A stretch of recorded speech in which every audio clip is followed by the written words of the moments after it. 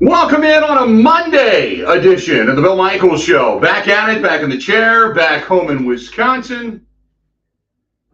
Good to be back. Had a long trip back Saturday and Sunday, and got back yesterday, I guess, about 2 o'clock in the afternoon. Got everything unpacked out of the RV, at least for the time being, before everything goes back in it, and then the travels begin again tomorrow. But nevertheless, got everything unpacked and grilled out a little bit last night, which was fantastic, just to relax and actually have cable. I missed a lot of it, but still had some when we were on the road, which was nice. But you get the full beverage of channels and sports and such when you're home. So I did that, and then went down Nice Ash last night and relaxed, had a cigar, and took it easy, and began to go over my notes from the game this past Friday night. Brewers over the weekend, losing 2 out of 3 to the Cardinals. Now here come the LA Dodgers, arguably the hottest team in Major League Baseball, probably the best team, short of them and the Yankees in Major League Baseball. And Taylor Rogers in that whole Josh Hader deal, that continues to be a negative enigma, because I still can't figure that out. That deal is crap, for lack of a better term. And the Brewers, I posted today. In the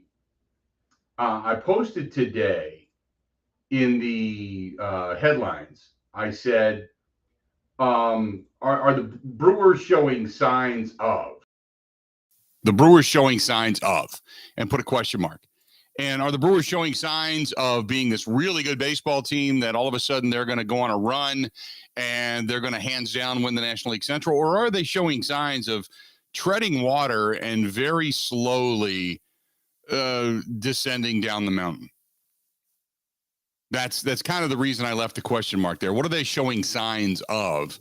And we can get into that discussion. In the meantime, the Green Bay Packers, what was encouraging out of that game on Friday night? Ben, I heard you say, and by the way, you did well on Thursday and Friday. I did get a chance to listen a little bit on the motorcycle. It was 104 degrees on Thursday, and I got on the motorcycle. I went into town early.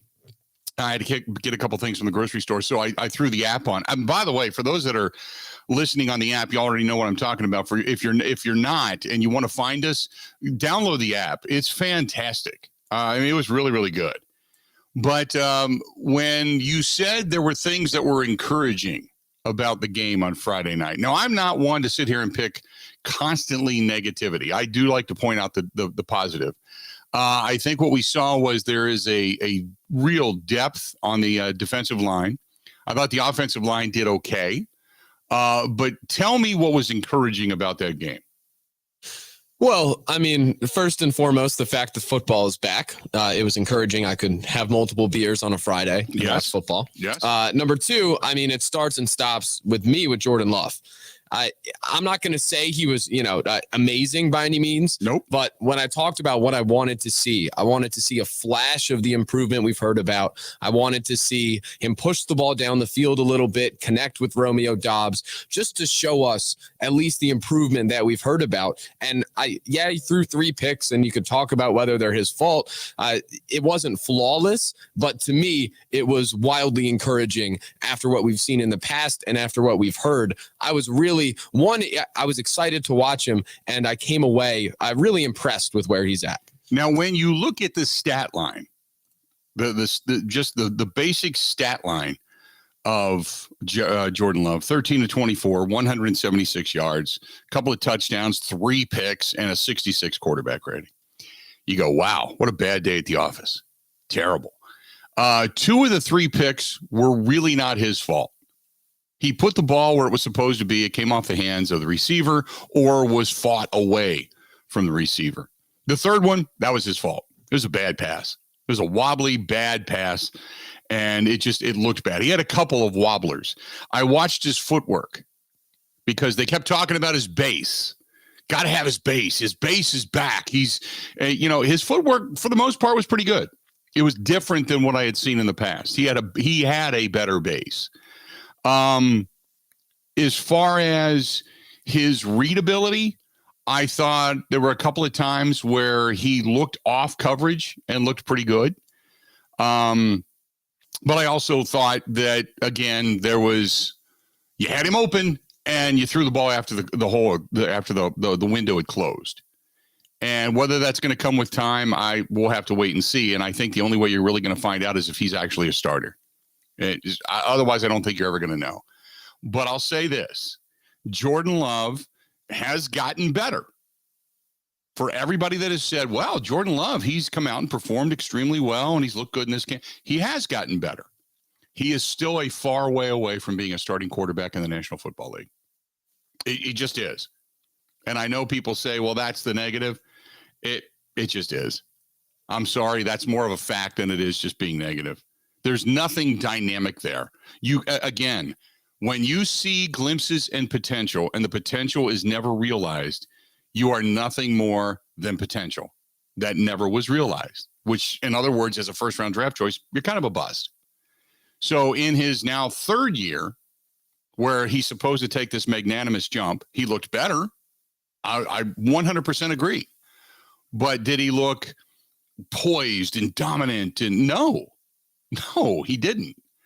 He threw some good outs. He threw better outs off to his left and off to his right than I'd seen in a while, because he usually threw high and he actually hit guys in the numbers and hit them in stride. So that was better. Can he be serviceable? Sure. But as far as being this next coming after Favre and after Rodgers, I don't see that consistency. I don't see that consistency. So we'll see. And hopefully you don't have to find out anytime soon. Just let him continually progress through the preseason. And he's going to get a lot of reps with Aaron Rodgers in this scrimmage, if you will, back and forth this week with the New Orleans Saints before the game coming up this weekend. But we'll wait and see. Now, there were some other areas that I thought were pretty good. As I had mentioned, the depth on the defensive front to the offensive front, they played pretty well. I will say this, that Levitt, the guy that was brought in, now he was brought in more for special teams, but at the safety position, you don't have a ton back there.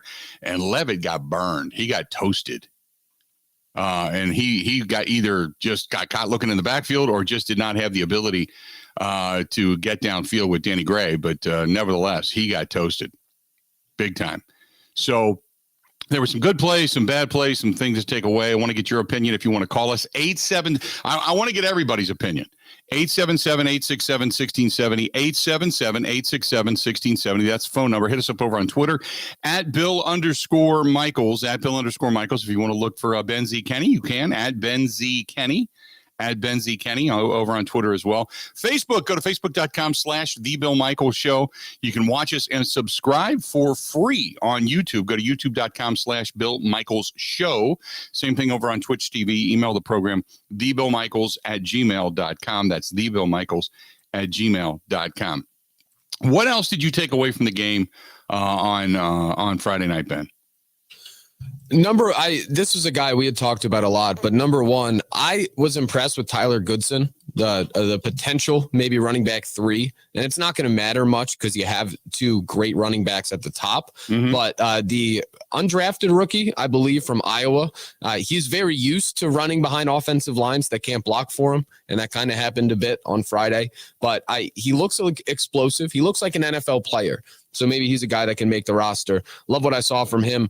Dobbs obviously flashed with the touchdown, right. Had a drop or 2, but you saw at least the glimpse. And then Amari Rodgers. I mean, we've kind of slept on him all off season. He had a good kick return on special teams that got everybody hyped up. And then he also scored the touchdown. So he looks better, definitely, I'd say as well. So I look at those 3 guys. Correct me if I'm wrong, it was I think 22 yards or something like that. I think was his touchdown catch because he was only targeted a couple of times. I thought he'd get a few more targets, but only targeted a couple of times.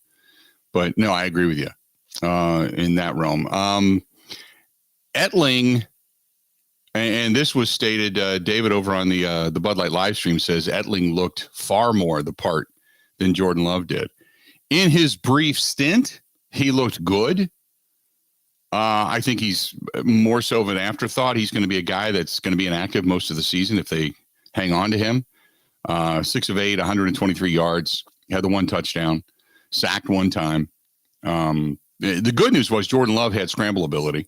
The offensive line looked pretty good, and Jordan Love avoided the pressure. He felt it coming and was able to avoid the pressure and look pretty good in doing so and being able to get out of the way. But that being said, it wasn't a great performance. It was decent to build on. Jordan Love on 3rd and 4th down was 5 of 8, 105 yards, a couple of touchdowns. All 5 completions were conversions for first down, which is solid. Dubs had the drop / if you want to call it the interception, also one of those non-completions, as was the Amari 2 guys ran the wrong route interceptions. That's not fantastic, but I understand they ran the wrong route. I get it. It's almost like everybody is setting up to make excuses as to why Jordan Love is going to be really good. And that's fine. We can continue to get into that discussion. I get what people are trying to say, but this is a guy that's in the system for 3 years now. 3 years. He's been in the system 3 years. And you've got to show me more consistency and more flashes than 3 years worth of, well, here's a flash. Well, here's my potential. You got to start realizing the potential. Just an FYI. You know, Pete says the fact that a journeyman like Etling can come in and look better than Jordan Love after 3 years in the system and being a first-round draft choice doesn't say too much for him, unfortunately. I love that Jordan Love pick originally, but it is what he is. I've said that. The pick was wrong. Today we were hearing it all over. I was watching Good Morning NFL and I was watching the 4-Letter Network this morning. Had them both going, by the way, on TVs all throughout the house as I was setting the studio back up. And all of them saying the same thing. Finally, everybody's just admitting. They said, well, Jordan Love was a good pick. Jordan Love, the timing of it. Aaron Rodgers was showing flashes of starting to age. It was now everybody's saying it was a bad pick. It was a bad time. It was a bad move. It just wasn't. It's not going to work out. And I think we all know that. And the Packers have a decision to make. I can't imagine them saying, oh, yeah, this is definitely the future. You know? So I don't go in that direction. Let's do this. We're going to step away and take a quick break. We got a lot to get to today, but I want to get your thoughts. Go ahead and light up the phone lines. I want to open them wide open, 877-867-1670. Your thoughts on the game on Friday night, the good, the bad. The good being, you know, obviously the lines. We talked about playing the trenches, maybe somebody that flashed in your eyes. The bad, what was it? And really, it doesn't matter wins or losses. I know there were a few people that say ultimately the Packers lost the game. I get it, but it really, who cares? That doesn't matter to me. Only for the fact that the score is irrelevant and the record is irrelevant. And to me, it was all about showing me something in a lot of different areas. And I saw some. I saw others that weren't that good. And we'll kind of get into this. A lot of comments coming in over in the Bud Light live stream, as well as the Packers ended up getting beat 28-21 at the hands of the San Francisco 49ers. Meanwhile, the Brewers lose 2 out of 3 to the Cardinals over the weekend. And are they showing signs at all? We'll talk about that coming up here in a little bit as well. Are they showing any signs at all of fill in the blank? And you tell me. 877-867-1670, this portion of the program brought to you by our good friends over there at Bud Light. What a run they had at the Bud Pavilion. No Wednesday Night Live this week. Next couple of weeks, it's going to be back to end the season with a Toys Revisited, so to speak, on the stage coming up here a couple of weeks from this Wednesday. But it's all brought to you by our friends at Bud Light, and then the huddles will be back, and we got a lot of good stuff coming up. But I got to say thanks to Bud Light for being a part of the program and being a part of the motorcycle ride now for 15 years. 15 years we've been together on the motorcycle ride, and we can't do it without them, and we can't do it without you. The push is on. The push is on. I'll tell you a weather update as to what they're looking for on our motorcycle ride as well as we start to look 2 weeks down the road. Stay tuned. A lot more of the Bill Michaels Show. It's all coming up right after this. This is the Bill Michaels Show on the Wisconsin Sports Zone Radio Network. Are you a gold breaker? Play your favorite games at Potawatomi Sunday afternoons now through September, and you could win your share of $1 million in prizes. Break the code, win the $10,000 top jackpot, and everyone playing slots also wins a prize. Anyone can win on any machine again and again. Do you have the golden touch? Gold breaker, only at Potawatomi. Visit paysbig.com/goldbreaker for more. Must be 21 years old and a club member to play.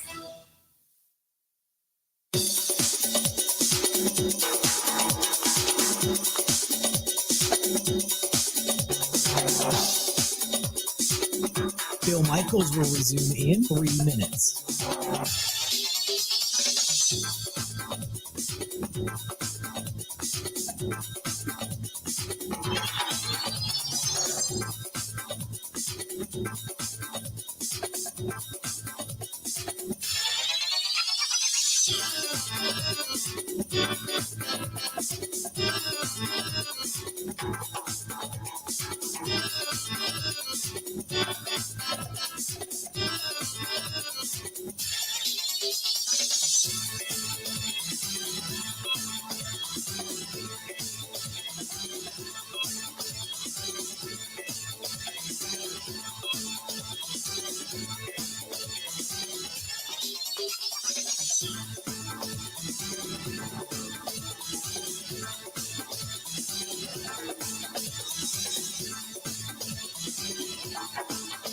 Bill Michaels will resume in 2 minutes.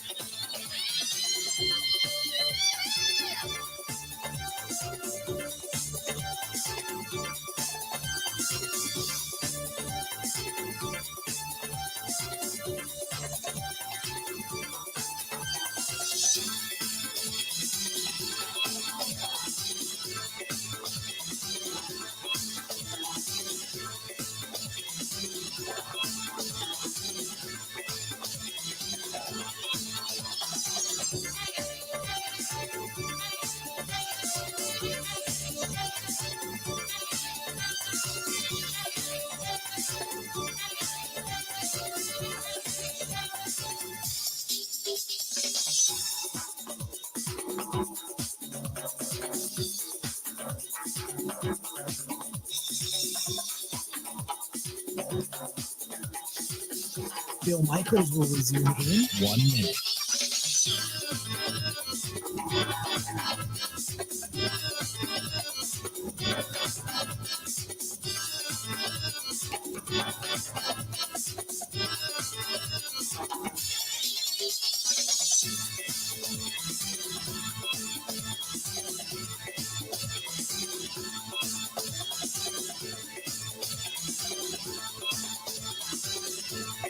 Bill Michaels will resume in 30 seconds.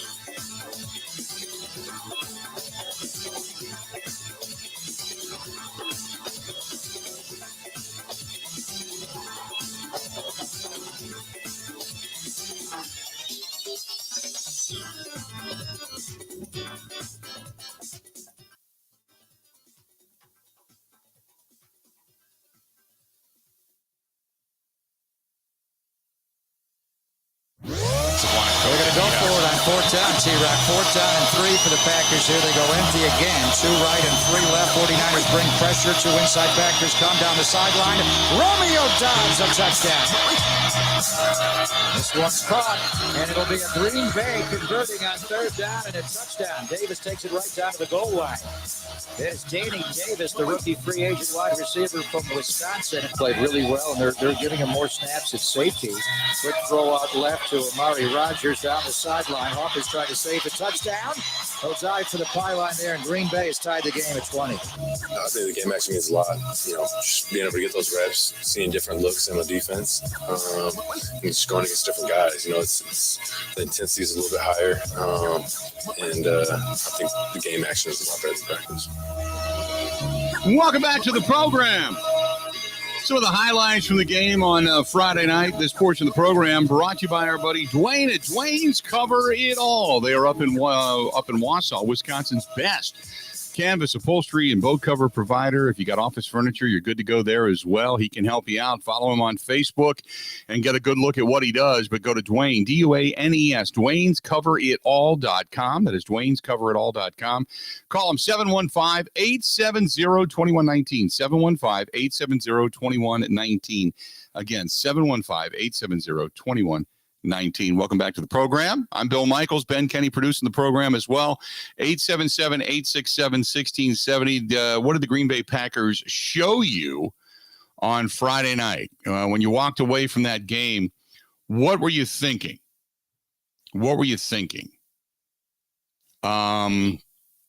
First of all, this is from Mark. Mark says, Jordan Love showed progress. I'm proud of him. I still don't think he's a big-time quarterback, but I think he's better than what we witnessed last year. This is over on Twitter. Nathan says, Jordan Love looked more comfortable. Nice to see him progressing. Brandon says, no one got injured. That's always huge. Chad says, love what I saw from 87 and the free agent running backs. Starting D is going to be monstrous, but loved the backup D line fighting for spots. Coco at long snapper looks solid. 16 great at punter. So there you have it. Good stuff. Pat O'Donnell, obviously, when you're talking about the punter, not a bad way to go. Ahmed, I should say, Ramiz Ahmed is the new kicker right now behind Mason Crosby. And you're right, Coco did not look bad. The best part is you're not talking about a blocked punt. Remember the last time we saw these two teams on the same field together, special teams was an absolute positive disaster. So that wasn't a horrific situation. Oh, the Packers writers, Bill, yes. They had jokes saved from last January. They could not wait to tell during the game.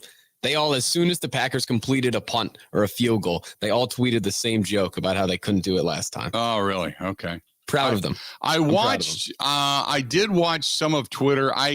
This is the first time in 23 years that I did not sit down as working a game. I did it only, obviously I'm paying attention to it and I was making a few notes to myself, but I didn't tweet. I didn't do anything. First time in 23 years. Now, obviously we're back at it full bore, but the first time in 23 years, I didn't do anything. So I didn't even really look at Twitter. I was just kind of listening to comments and such in the bar, because I did watch it at a sports bar, and then I DVR'd it and I watched a little bit of it last night and I watched the second half this morning. It was the first time in 23 years I didn't really pay too much attention, so I didn't really catch a lot of the commentary, if you will. I watched Mike Clemens his stuff pops up all the time, but beyond that I didn't really pay too much attention. Excuse me, Thomas says Romeo Doubs the real deal, and Rodgers showed Amari Rodgers showed improvement. Our buddy Chris says no Davante to throw to could mean trouble for Rodgers, perhaps also. Well, without Davante, I don't know. How do I put this? I don't have as much concern, and I've said this time and again, I don't have as much concern as a lot of people do because Davante's not there. It's not that I think Aaron Rodgers, he's going to be great, and they're going to be, look at the record without Davante. They were undefeated. They were 6 or 7-0 without Davante. I don't think it's going to go that way. But I think where you're going to see the lapse is late in a ball game when you have the 2-minute drill and you need dependability, or at least somebody that's good enough to suck the double team to one side of the field to open up the other side of the field. You're not going to consistently have that. Now, Romeo Doubs has proven to be all of what we've seen in the preseason and in camp so far. I hopefully that doesn't fall off, but you hope that he continues in the ascent, if you will. But I don't think it's going to be as detrimental as a lot of people seem to think. I think Rodgers will figure it out. Pretty smart guy. He knows who he can depend on already. He's building certain guys up. I think they're going to be okay. I think there's enough. It was good to see Robert Tonyan back, Elton Jenkins back. Obviously, Christian Watson is now back on the practice field. It's good to see those guys coming back. And with a couple of preseason games yet to go, I don't know. I don't think you're necessarily going to see Christian Watson out there right away. But nevertheless, the fact that he's getting back out on the field and start to get familiarity with Aaron Rodgers as well, I think that's a good thing. I think the more weapons he has to throw to, that's a good thing. But I don't think they're going to miss Davante as much as everybody thinks. I think Rodgers will to a certain extent because that was his, quote, go-to guy. But I still don't think it's going to be this major detriment and cause the offense the inability to move the football. And here's the other reason why, to be honest with you. If it is all Davante and this offense fails miserably, then why was Aaron Rodgers receiving all the votes for MVP? If it was all on Davante Adams, why would we care then what the quarterback does? You know, if it was all Davante. I believe Rodgers is the kind of quarterback that can start to figure things out. And, you know, like we did see a couple of guys run some wrong routes with Jordan Love under center. That crap's not going to happen consistently with Aaron Rodgers under center. Now, the one thing Rodgers is going to need to do, and I think this is going to, we'll watch this, okay? But one of the things Rodgers is going to need to do is he's going to have stoic patience.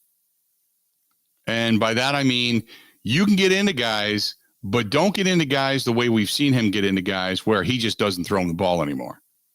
Because if you start eliminating guys who aren't going to be productive for you or run wrong routes because they have not had the consistency, if you will, of balls being thrown to them by you and work with you, then you're going to alienate guys and you're going to lock them up. You know, as we've heard Aaron Rodgers talk about talking guys up, talking through mistakes, working with certain receivers over certain things that they need to do better. If he becomes more the mentor and a guy that brings them up to his level rather than just belittling them, as we've seen at times on the field in the heat of the game, then I think he's much better off. But if we go into the smarmy faces and throwing the little temper tantrums and off to the side and really not working with guys and talking with guys, then I think it's going to be detrimental. So I maybe Aaron Rodgers too, as he gets aged, will look at a different receiving core rather than just having this massive level of talent around him and say, look, I need to not only be the quarterback, but I need to be this elevator of talent, this leveling of coach on the field as well. So hopefully that happens. Vegas fan says Dubs gets the ball taken away from him for an interception. That's high school. I agree. And, you know, here's the thing, and you bring up a good point. The mistakes that are made in game one, see if they repeat themselves in game 2 and game 3, and then into the regular season in 3 and 5 and 9. If they're consistently happening, then, yeah, you can say, okay, there's a real issue here.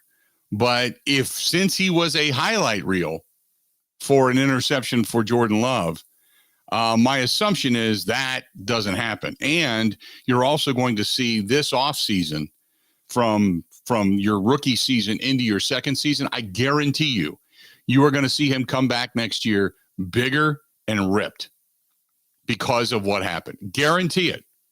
Guarantee it. 877-867-1670. This is from Taylor. Taylor says, hey, Unit, I did appreciate Jordan Love getting a little bit better. He doesn't look like a Class A quarterback in the National Football League yet. Why don't we wait and see what he looks like under game of pressure consistently if Aaron Rodgers goes down? Here's the thing, Taylor. At the end of the season, let's say Rodgers plays an entire season, does not really take any snaps off other than games in which they need him to take some time off because of, say, injury or, you know, they're so far ahead or so far behind, okay? Or a game at the end of the season in which he doesn't really need to play if they're in that situation. If they don't see Jordan Love in real live snaps, you've got 2 more preseason games and behind closed doors of practice to make your decision. And at this point in time, this is, and you're 2.5 years into this. This is season 3 for him. 2.5 years into this. So my question would be, do you think at this point, Jordan Love is worthy of that second contract? Because that's what you have to determine at the end of this season. Is he the guy? Are you going to say, let's go ahead and pick up that next year? Let's go ahead and extend him? Because Jordan Love, his people are going to say, we want to play. We're not going to play if Aaron Rodgers sticks around for the full 3 years. And we're not going to make the kind of money we want or feel that he deserves. Then again, I think it's pretty telling that you don't have a bunch of clubs beating down the door in a quarterback, drought this offseason saying, well, we'd like to do anything and everything we can to get the first round draft choice into our stable. I think that's pretty telling as well. 877-867-1670. Corey says, I want to get your thoughts on the coach not dressing 30 players. I'll get into that when we come back. Let's do this. Let's step away. We'll take a quick break, come back. Phone line's wide open. If you want to chime in, do it. We got all kinds of different stuff to chat about. So I want to get into that. We got some gambling coming up as well as we're sitting in the preseason games. We're also going to be checking in with our buddy Paul Charchian real soon regarding fantasy football. Not today, but we're going to be doing that relatively soon as well. So there's a lot of stuff that's on the horizon, obviously. Stay tuned. We got a lot more to get to this portion of the program, brought to you by our friends at Pella Windows and Doors of Wisconsin. And right now at Pella, PellaWI.com. Again, go to PellaWI.com. They have great deals. Great. And we know that, God, I hate to say this, but it's going to get cool eventually. But Pella Windows and Doors of Wisconsin, in today's economy, you're not going to find great deals but on great brands, but they have one right now. 2.99% financing. That's locked in for 10 years. Locked in. 10 years. They've got premium wood patio doors, Impervia fiberglass patio doors. You've got the great windows with everything from slider windows to screens between the glass windows. I mean, shades between the glass windows, all kinds of stuff, innovative stuff that they have. And here's the best part is it adds real value to your home.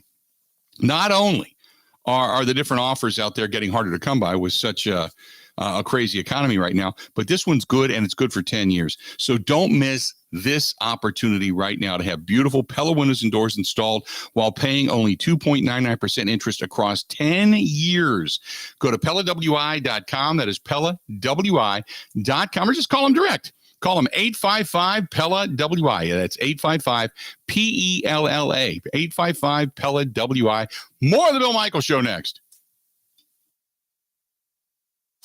Covering Wisconsin sports like a blanket. This is the Bill Michaels Show on the Wisconsin Sports Zone Radio Network. One of the worst things that you can hear, you have cancer. The worst is when you hear the words, your child has cancer. When a child is diagnosed with cancer, it changes their world. Sometimes they can't even do things that they really love, like playing soccer, riding a bike, going to prom, attending school. Children with cancer spend a lot of time away from others, time in the hospital, treatments, tired, nauseous, and they feel isolated. That's where Special Spaces Wisconsin steps in. They provide these children with a special space where they can not only sleep, but they can play, they can heal, they can spend time away from the challenges of their illness. It's a customized bedroom designed just for them. How about a princess castle or a pirate ship or a sports-themed bedroom? They transform that child's existing bedroom into a place that only he or she can imagine, a place for them just to be a kid. This effort is done with teams of dedicated volunteers and sponsors, just like our friends from Pella Windows and Doors of Wisconsin and all the community partners. If you'd like to find out more or to donate, go to specialspaces.org. That is specialspaces.org.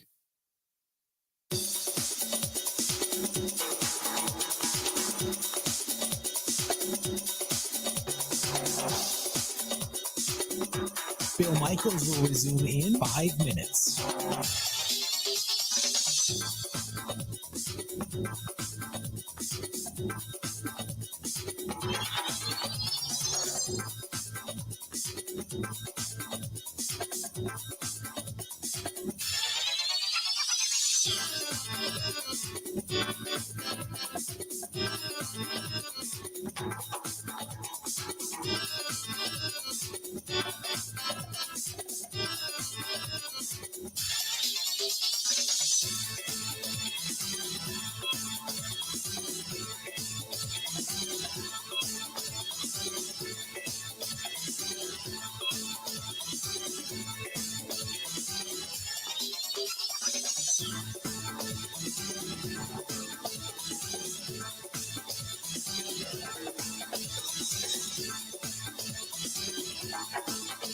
Bill Michaels will resume in 4 minutes.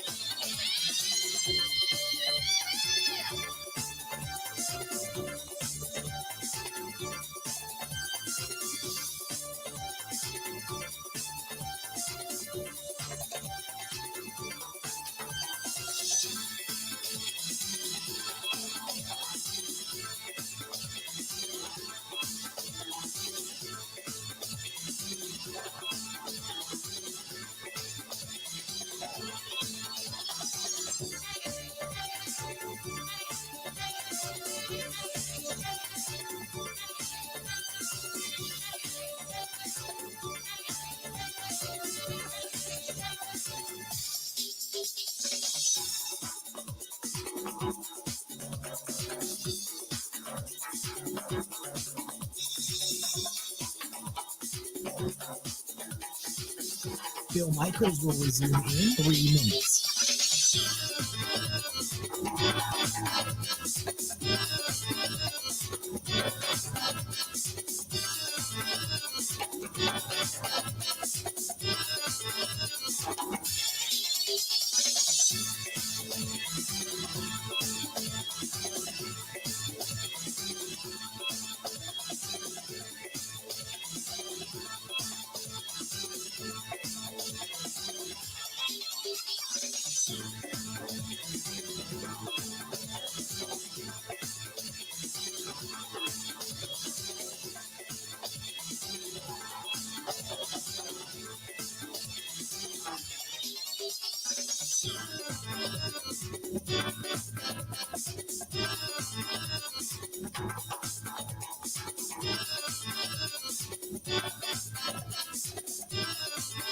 Bill Michaels will resume in 2 minutes.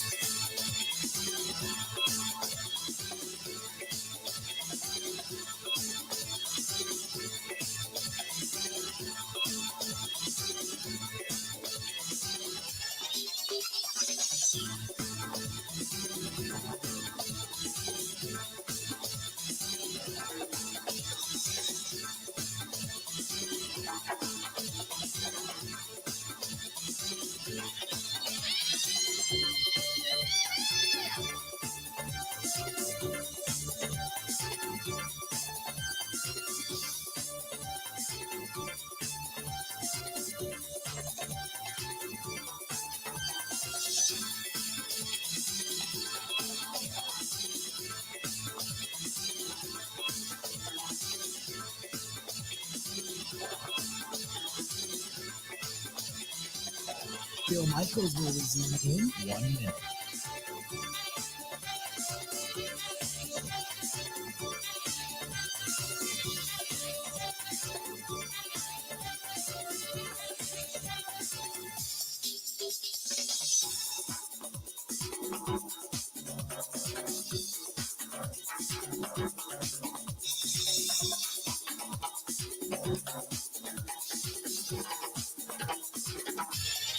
Bill Michaels will resume in 30 seconds.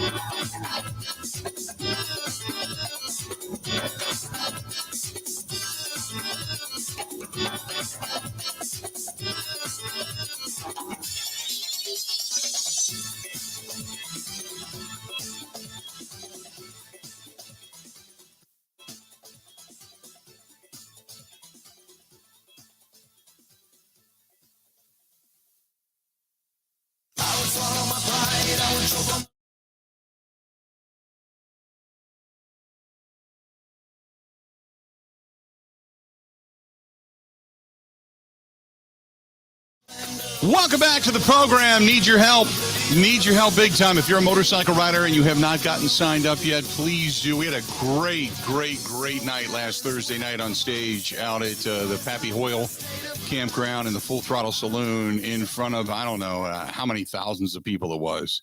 I posted the pictures on the Facebook fan page and on Instagram.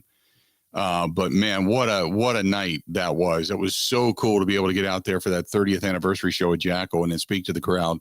And for those that are coming to Rolling Milwaukee and the Milwaukee Hometown Rally, for those to sign up. And we had a good group of people sign up for the motorcycle ride coming up on Sunday, September 4th. It begins at Milwaukee Brewing, MKE Brewing, downtown Milwaukee. It ends at Wisconsin Harley-Davidson, who we're going to have a hell of a party there. Rebel Grace on one stage, Hairball on the other. And we need you to come out and help us out if you could. So if you ride a motorcycle, please go to FisherHouseWI.org and go to the events page. FisherHouseWI.org. Go to the events page, get signed up. If you know somebody who does, bring friends. If you want to ride as a group, let us know. We'll try to put you all together. Riders groups, and if you know somebody that has a riders group and you want to pass it along to me, I'm happy to do it. But the party ends at Wisconsin Harley-Davidson. Huge supporters of the motorcycle ride of Fisher House, Wisconsin. For all the information regarding Wisconsin Harley-Davidson, for the new bikes, the new apparel, service, and such, and the big weekend coming up for the hometown rally, go to wishd.com. That is wishd.com. Again, wishd.com. So Matt LaFleur, after the ball game the other night, says, talking about Jordan Love, said, look, because if you read that stat line, as many did, went, boy, Jordan Love, look at that, three picks. Oh, yeah, he's really gotten a lot better. It wasn't all on him. Take a listen to what Matt LaFleur had to say.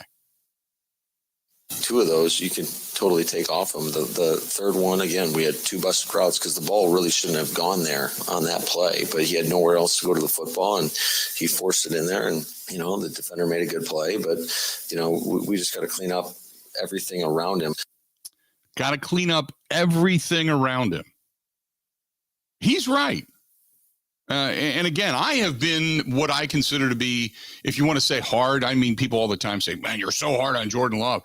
It's not hard. I look at it reality-wise, okay? He doesn't show me a lot of flashes. But the picks that were on him that go in his stat line, two of those three weren't really on him. Now, that last one, Matt LaFleur's kind of making excuses for him. Look, he threw a wobbly ball. You can say what you want about having the busted routes and forcing the ball. Okay, that's fine. But the ball looked like a lame duck. It was wobbling through the air. It was a bad pass, period. He also says that the 49ers rookie, Samuel Womack, good play on the first couple of INTs against Jordan Love. The defender made a good play, but we just got to clean up everything around him. A lot of times, we say it all the time about quarterbacks. They're going to get too much credit when we do well, and they're going to get a lot of the blame when we don't. And that's just the reality of playing that position in this league. But I was pleased with Jordan's performance. So going back to, and Corey asks a good question. He said, give me your view on the coach not even dressing 30 players in the first game. Rodgers and company needs to be ready, on the first game. Not like last year. It's a quandary, Corey. And here's the reason why, because Rodgers had a really good point. He said, look, if we're not going to play to play, and by that he means at least say a half. If they're not going to play to play, then why dress them? Why put them out there just for a series? That doesn't make sense. And I agree with that. 100% agree with that. Aaron Rodgers said that he made his view known to Matt LaFleur. Matt LaFleur last year, going into that game against the Saints, taking that ass whooping that they did, that was the wake-up call.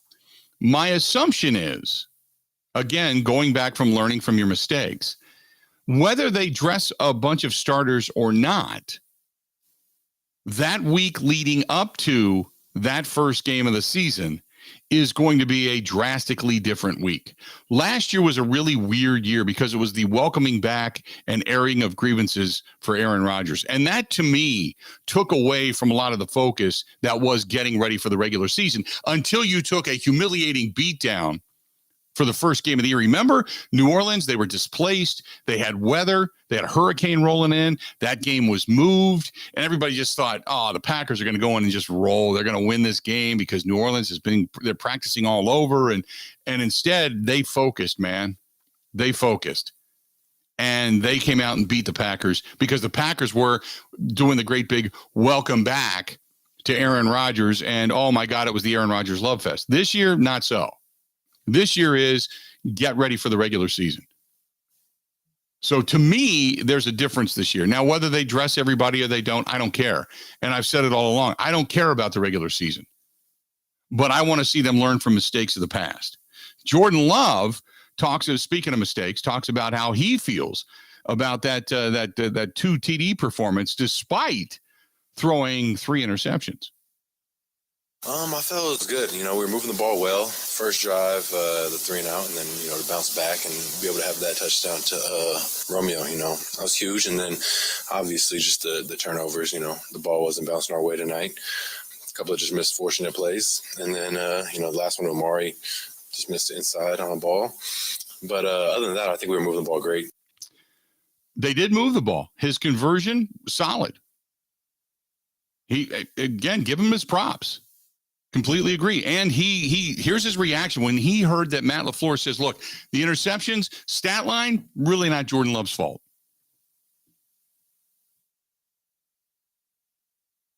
Yeah, I think for everybody, it could have been a better night. The ball just, happens. It bounces, a weird way. They capitalize on those. Obviously, no one wants that to happen, and it sucks when it does. Which, okay, sucks when it does. I understand it. It's a turnover, regardless whose fault it was, it's still a turnover. And one more, he says, despite the loss and not getting the win that they wanted, playing the 49ers, that was an important game for Jordan Love's career. I think the game actually means a lot. Just being able to get those reps, seeing different looks in the defense, and just going against different guys. It's the intensity is a little bit higher, and I think the game action is a lot better than practice. So there you go. Jordan Love talking about the contest against the San Francisco 49ers on Friday night. This portion of the program brought to you by our friends over there at Pindell. Go to Pindell, Pindel, a quality machining and manufacturing company right here in the state of Wisconsin, looking for really good people and looking for companies to work with. If you're within the sound of my voice and you could use their services, really good people. Go to Pindell, Pindel.com. Get a hold of Bill and the gang over there. Good people. However, if you're looking for a career, not just a job, but a career in a company that's going to treat you right, again, Pindell, Pindel.com. Speaking of jobs, a really, really, really cool scenario played out. And I got a picture of it, and I'll tell you what I'm talking about when I come back, but I didn't feel proper in posting it. And I'll tell you why coming up here in the next hour of the program. I'm also going to talk a little betting coming up as well. Stay tuned. A lot more of the Bill Michaels Show next. Covering Wisconsin sports like a blanket. This is the Bill Michaels Show on the Wisconsin Sports Zone Radio Network. Catch all the racing action at Road America. Camping and corporate events available as well. Go to roadamerica.com for all the information. Road America, America's national park of speed.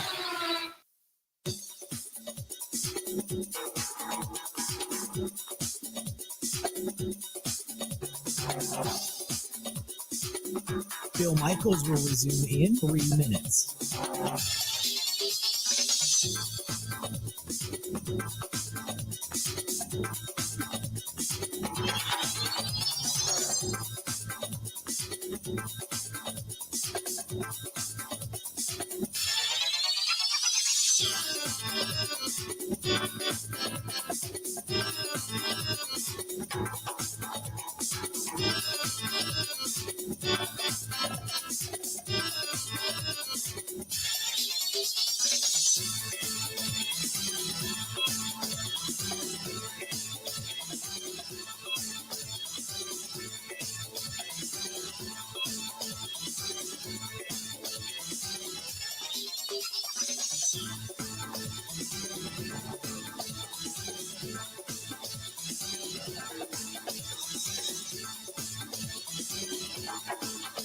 Bill Michaels will resume in 2 minutes.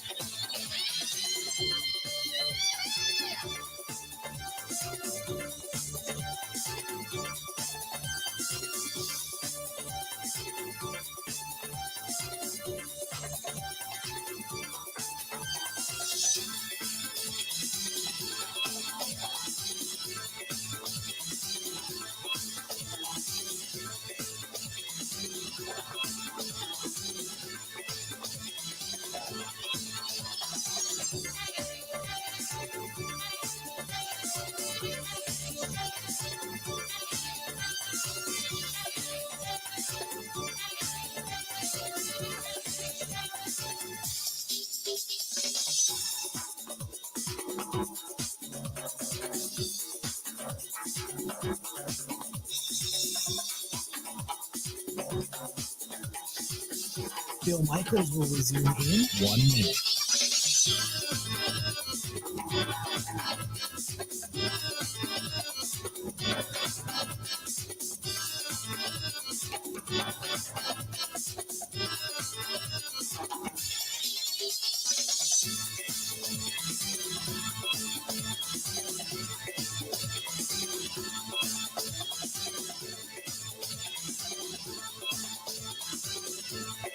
Bill Michaels will resume in 30 seconds.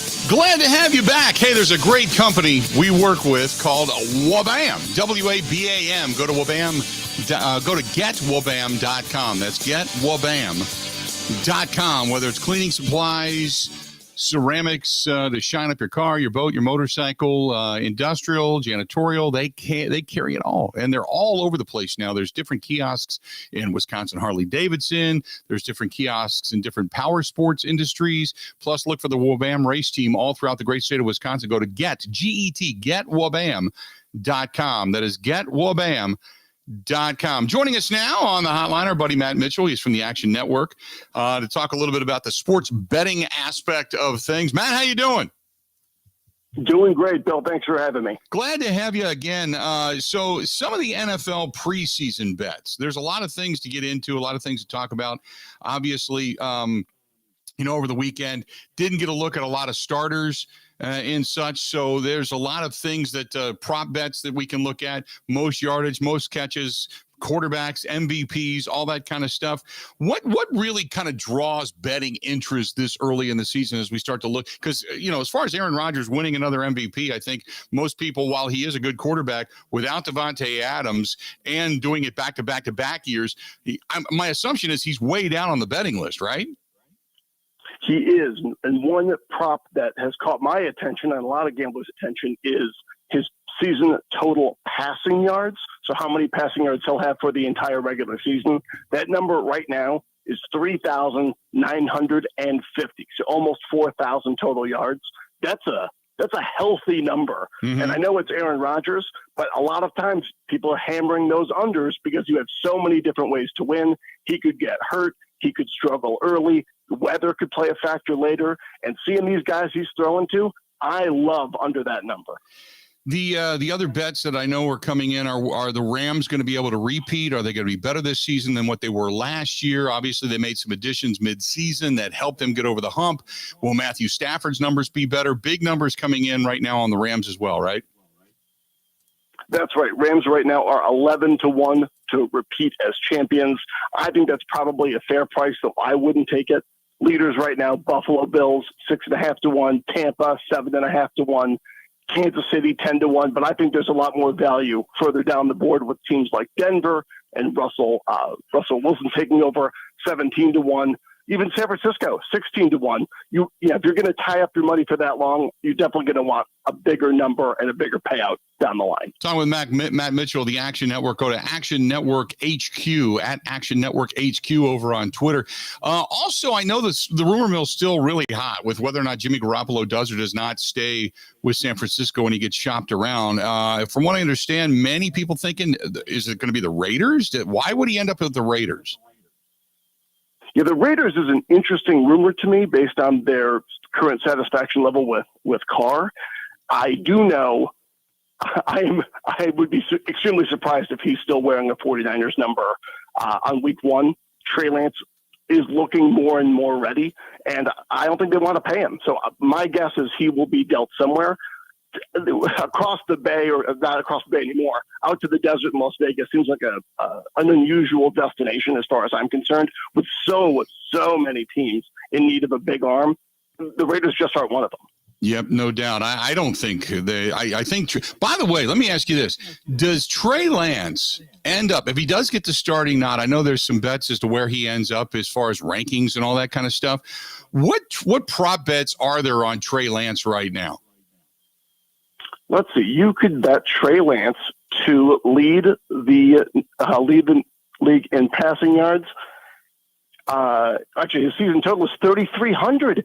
His passing total for the season is 3,300. That definitely tells you that the expectation is he's going to be starting most, if not every game. That's a great way people can use the betting market to see what the sharpest people in sports are thinking.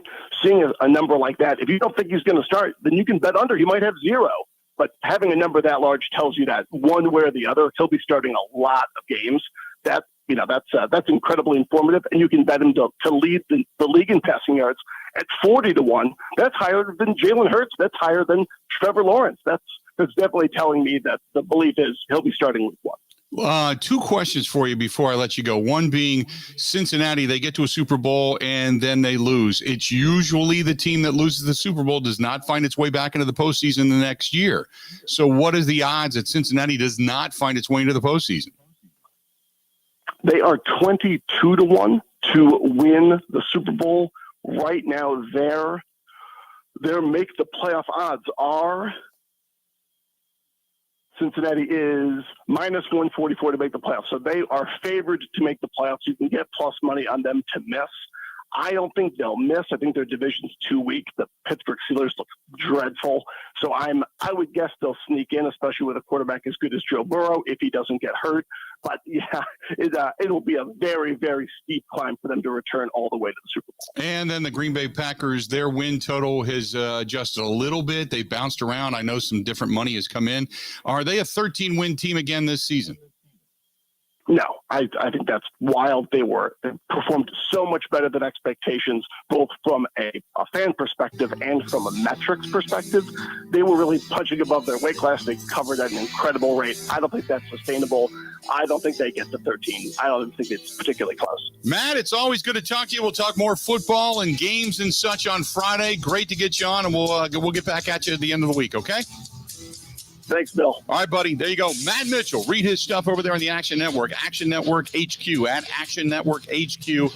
Good for him to join us and talk a little bit about the betting side of things in regards to what's going on in the NFL. And it's all brought to you by our friends at Potawatomi Hotel Casino. You've got big plays coming up. If you're a Firekeepers Club member, I encourage you to go in there on Tuesdays and get yourself some double points. Always good from our friends at Potawatomi Hotel Casino.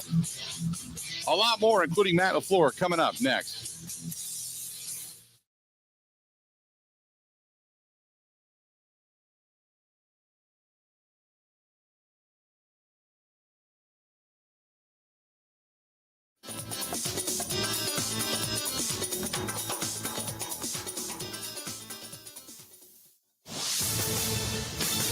This is a Wisconsin Sports Zone update. Well, there was a welcome sight at Packers practice yesterday. It came in the form of Elton Jenkins, Robert Tonyan, and Christian Watson on the field. All 3 guys activated off the physically unable to perform list. Jenkins and Tonyan coming off torn ACLs last season, while Watson had surgery right after minicamp in June. Coach Matt LaFleur was quick to temper expectations. I would say so. It is the next step, and we're excited about it. I think the guys are really excited about it as well, and they're going to feel more a part of it. And but we're still going to make sure we do it the right way, because you're not talking about significant injuries, and certainly their health and safety is at the forefront of every decision we make. Several players remain on the physically unable to perform list. That includes tackle David Bakhtiari. He was off to the side going through rehab yesterday. Timeline for his return remains unclear. Meanwhile, the Packers have a new kicker in camp. The team announced the signing of Ramiz Ahmed yesterday, while also cutting Gabe Burkich due to injury. Veteran Mason Crosby remains out following a knee procedure earlier in the offseason. Turning to the Badgers, they're back on the field for practice today as fall camp continues. They'll get their season going 2 weeks from Saturday against Illinois State. Mutual Insurance, keeping Wisconsin strong. Get insurance from a company who knows Wisconsin and cares about your community. You may know Rural Mutual Insurance as the #1 farm insurer, but did you know they also offer competitive home and auto rates? Visit ruralmutual.com to learn more about products and discounts. Rural Mutual Insurance, keeping Wisconsin strong. Well, the Brewers are a game and a half out of first place in the NL Central. That's after division leader St. Louis beat them 6-3 yesterday to take 2 of 3 in the series. The game was tied at 8th before the Cardinals scored 4 runs off of Taylor Rogers. Brewers back home to face the Dodgers tonight. With this Wisconsin Sports Zone Network update, I'm Zach Heil.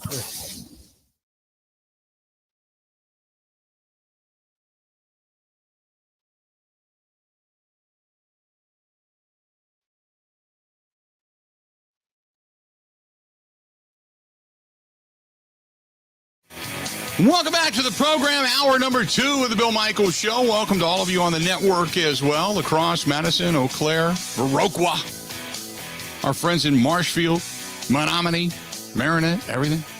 Shawano, Clintonville, I can go on and on. Everywhere.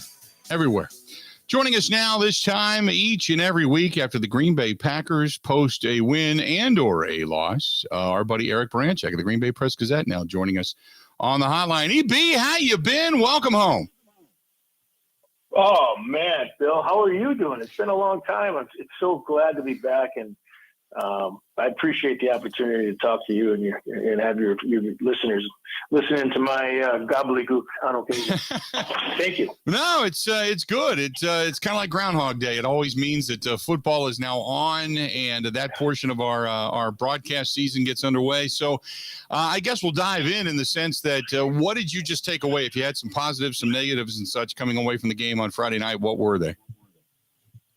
Well, yes, there's some pluses and minuses, and I think the biggest plus for me was, I'm not going to start doing cartwheels and running around, but I thought their offensive line really have done a nice job with the San Francisco 49ers. Their D line, even their 2 deep guys are there's some pretty good players there, and I was really impressed with the way that Newman and Hansen handled it there. And, boy, you look at Myers, it's hard to, I got confused there for a second. I thought he was a 3 or 4 year guy. I forgot this is year number 2.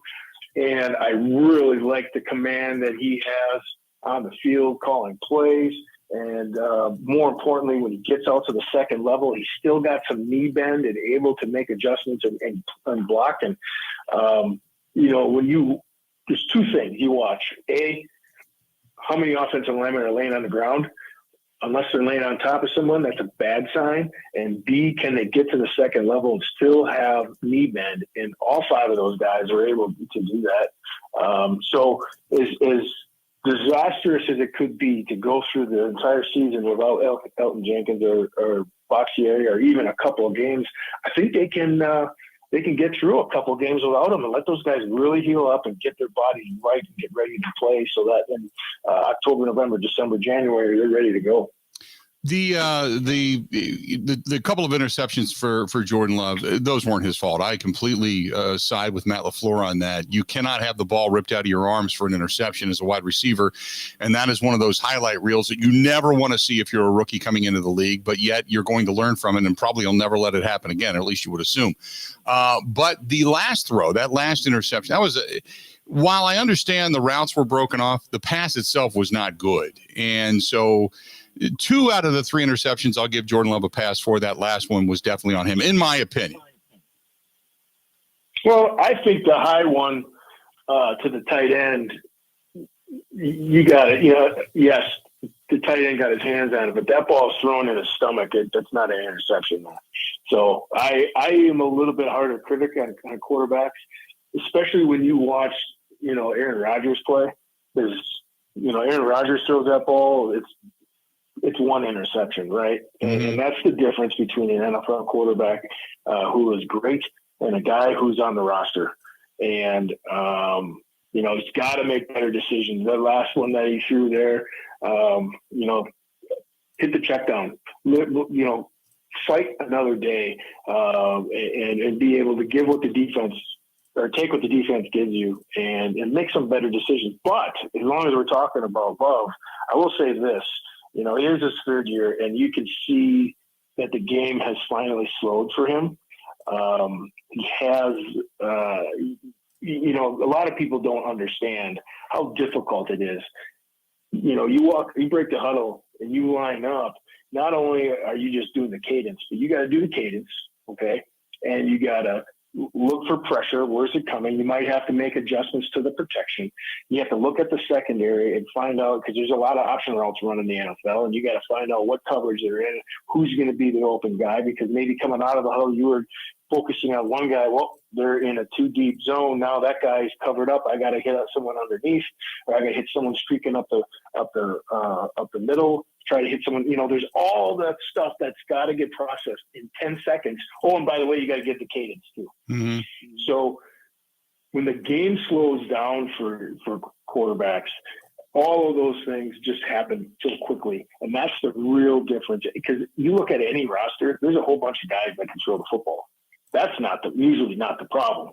The problem is that 10 seconds between when the center puts his hand on the ball and you are standing there giving the cadence and having to diagnose all of this stuff that's happening in front of you, plus give the cadence. It's not easy. And you see that stuff. You see him starting to slow down. Now, if I'm the quarterback coach, I'm asking him to do one thing different, or two things. One, set up your feet right. Don't make the errant throws. And B, you got to be able to learn to not be so aggressive and learn to come back and fight another day and another down and another series. Because when you throw it to the other guys, that's not good. Can't do that. Talking with Eric Baranczyk of the Green Bay Press Gazette. You can find him at Eric Baranczyk1 over on Twitter. Read his stuff there. The fact that there were so many guys that didn't even put a jersey on in this contest, I don't have a problem with it. I have said before, and I'll say it again, while we can look at the regular season and we can break it down and we're going to analyze it, I understand all of that. I don't give two damns about the regular season, because this right now to me is all about the postseason and all about going to a Super Bowl. So because the excuses are done. They got exactly what they wanted, the setup they wanted for that postseason game last year against San Francisco, and they blew it. To me, the regular season is almost meaningless at this point, other than maybe major injury. But we do have to analyze things. So defensively speaking, up front, they've got a dearth of talent. After that, I think they're relatively thin and they can't afford a mass amount of injuries in that secondary. Do you feel the same way? Yeah, I do. I feel even more skeptical about the outside linebacker position. I mean, you knew what was happening at the halftime on Friday night, that those scouts those guys were on the phone and looking and trying to figure out who's going to get cut, if they're going to get cut. Are there any vets that are going to get cut? Somebody that can play outside linebacker better than what they have behind Preston Smith and Rashard Gary. That to me is probably the biggest glaring hole, because if you get a good pass rush, it kind of covers up your secondary, and vice versa. If you got a good secondary, you can cover up your woes at pass rush because you can get there because there's more time. However, I'm a little bit nervous about the guys going against the run on the outside, and there's not much to speak to write home to mom about on anyone behind the two guys I mentioned earlier. I mean, it's just troublesome. You're right. I think their D-line is their strongest position on the team, other than you take quarterback out of it. They're the strongest unit on the team. And I think secondary is probably maybe at third. I think running back, and then you got secondary offensive line, depending on, if the big names come back in and play. But they can get it done up front. I mean, they got a lot of bodies there that are pretty darn good, and the depth there is good. But outside linebacker, if Preston Smith goes down or Rashad Gary goes down, that's scary. The offensive line, Elton Jenkins today practicing with the ones, which to me, huge sigh of relief if he's able to be ready come game one. Now, we all know last year David Bakhtiari started practicing and then the knee swelled up. So nobody's out of the woods by any stretch of the imagination just yet. But that being said, how big of a back is that if Elton Jenkins can actually be there week one? Whoa. That is huge because it changes everything. Now I'm not sure what they're going to do. We're going to find out on Tuesday and Wednesday when the Saints are in town. And quite frankly, Tuesday and Wednesday are going to be the two best days of the preseason.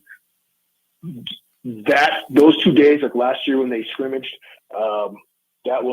those were the 2 days when the cream starts to ride. They go 1-on-1s, 2-on-2s, and they get after it. And it's really good football, and it's a really good opportunity to see where you're at and engage where you're going. And that's where, like Devondre Campbell last year, I watched him. It was like, they got a linebacker. This is pretty interesting. They haven't had a guy that dynamic in a long time, since probably Barnett. But that was interesting. So I think the next 2 days are going to be – I wouldn't imagine that Jenkins is going to be in on any of that. Because I just, you can't just walk out on the field and then go line up against the Saints once. That's a recipe for disaster. Mm-hmm. But I think having him back is huge, and bringing him, and if he can get into a position where you can get some reps in him before week one, I think would be really great. Maybe a quarter or a couple series just to kind of shake some rust off. But it would be interesting to see where he's at. Has his drop step changed? Is he still going to have power? Because the injury is an injury. The knee is better than it's ever been.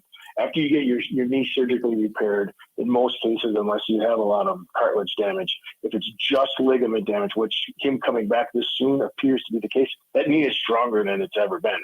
Now it's about the mental part and being able to connect the mind and the body. Is he still going to be the same? Maybe not this year, maybe not till November. We don't know. We got to see it. But 75% of Elton Jenkins is better than 100% of a lot of guys on that roster. This game two, as we start to look towards Friday, game two, what do you start to look for?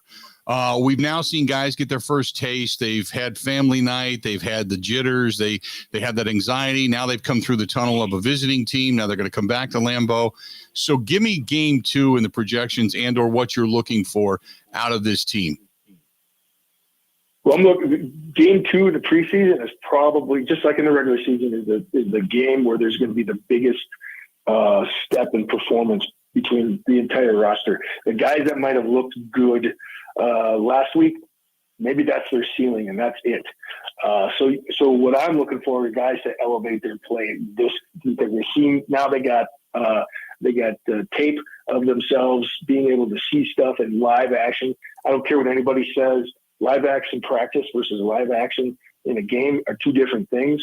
There's no emotion at practice, not like there is in a game, so you take that part out of it. So it's going to be interesting to see what that step is. Do guys make the improvements like that, especially like Jake Hansen? I thought his reaction and his being able to diagnose the defense and go out and get it done was really good. However, one of the things he was not very good against when they ran twists. So is his reaction time, and neither was Newman. So are their reaction time going to change? Are they going to be able to see how they play to be able to make those corrections? Physically, they're all going to be the same, but now at this point, it's the mental part. Are they going to be able to take better angles? Are the secondary guys going to be able to not have their feet in concrete and have people run by them? Things like that are the things that I'm looking for. And if I'm their coaching staff, those are the things. The more crispness coming out of the huddle, lining up, not guys moving around. Right? Who is grasping the mental part versus the physical part. Real quick before I let you go, you talked a little bit about Jordan Love, the game starting to slow down. Okay, I agree with you. I said he made some better decisions. He looked a little more cool in the pocket. Obviously, when he felt pressure, he could sense it began to move. Accuracy to me still is a thing. Now, do you attribute some of the inaccuracy, we'll say, to new receivers, new guys, Or do you say, you know what, when it comes to the quote arm of Jordan Love, it is what it is. You can only teach so much in the head. To me, it's still about that instinct between your brain and your arm and the quickness of which you throw into a window. I still need to see more of that rather than just some of the easier throws to a guy on a quick out pattern and what have you. All of the above, but the biggest thing he has got to get better at is his feet. He's got to be able to set his feet to his throws. For example, I think it was the first pass of the game. He threw it to the running back who was flaring out of the backfield and missed him by a couple feet. His feet were poor. He did not step in there. He does not have the type of mechanics to be able to do that with his feet in bad spots. And quite frankly, Aaron Rodgers doesn't either. If you watch Aaron Rodgers, he kind of got sloppy a few years ago. At the end of McCarthy's era there, he was kind of sloppy, kind of missing wide receivers, and that's people think that's a really easy throw. It's not. You got a wide receiver, you got a linebacker buzzing, and you got to get that ball there and turn your hips really quickly to make sure it's an accurate pass. He makes an accurate pass there, the ball, it's a completion and goes a bunch. However, you take that back, you look at the Danny Davis throw where he ran for the touchdown. I thought that was a really great pass. His feet were in a good position. His release point was perfect. Everything was right there. So what's going to make him a more accurate passer is taking that next step and being able to just relax a little bit more and get his feet back where they need to be. In practice, his feet are good, but now in the game, when the bullets are live, so to speak, it's time to make sure that you calm down, do your footwork right, because your feet are going to lead the ball in the right spot. Your feet are bad, the ball goes in the wrong spot. So you can't spray the ball around. It has to be take your time, set your feet, and then let it go. So that's the point when I was watching that was clearly the biggest portion of it, because he can throw the ball. There's no question about that. But his feet have got to be able to get better. Always good, my friend. Great to kind of have the reunion, so to speak. It's Groundhog Day for football season. Now we're ready to go. Appreciate it, pal. Doesn't it feel good? It does. I mean, you wait all year long, for a day over 65, and now it's like, it's here, and pretty soon the leaves are going to be turning and all that crazy stuff.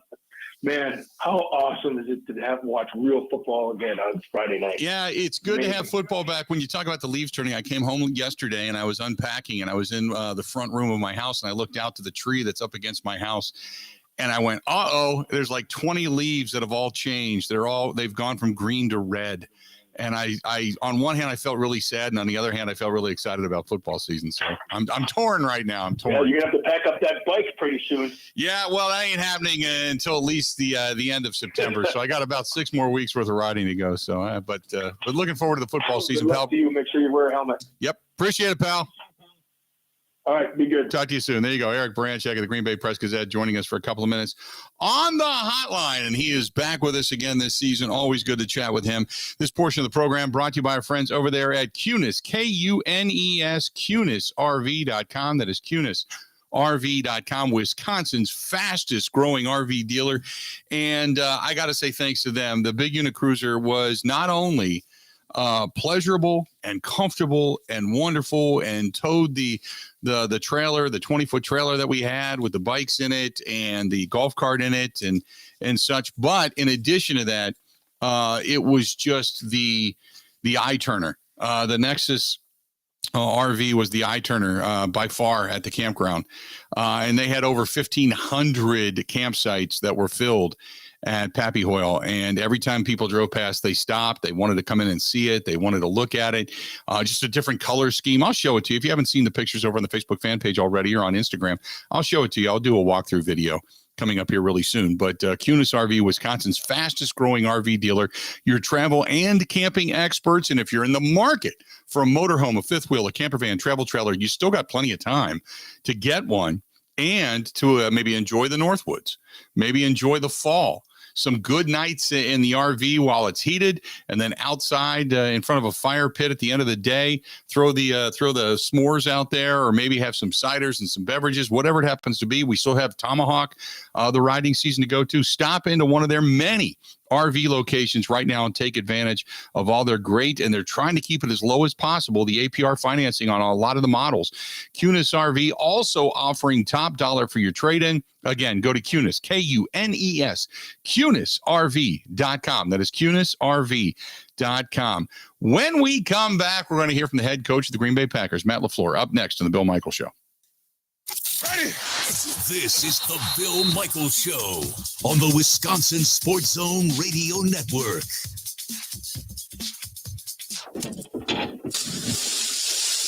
I give that a 2.99. Okay.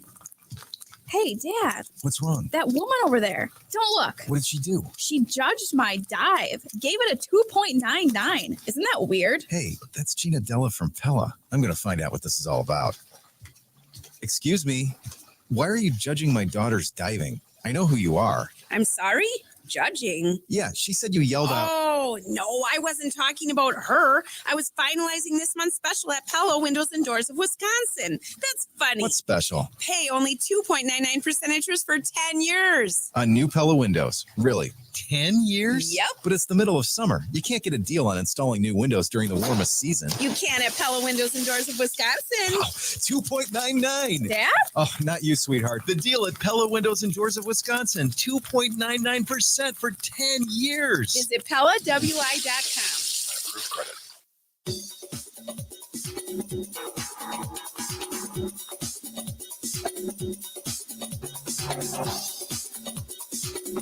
Bill Michaels will resume in 3 minutes.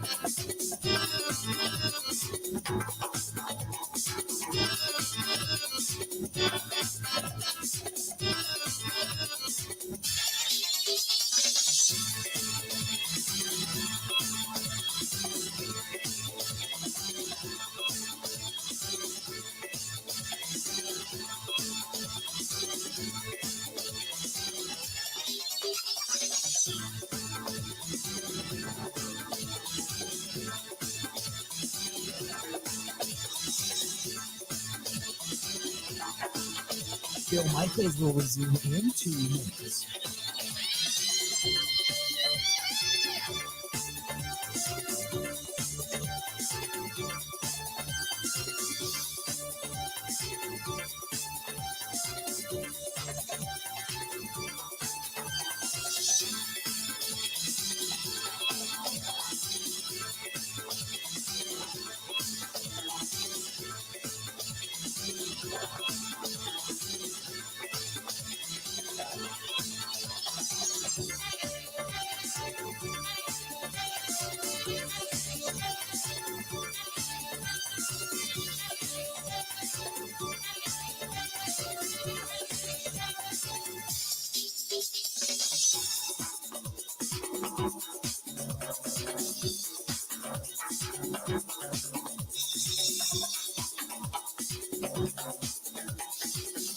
Bill Michaels will resume in 1 minute.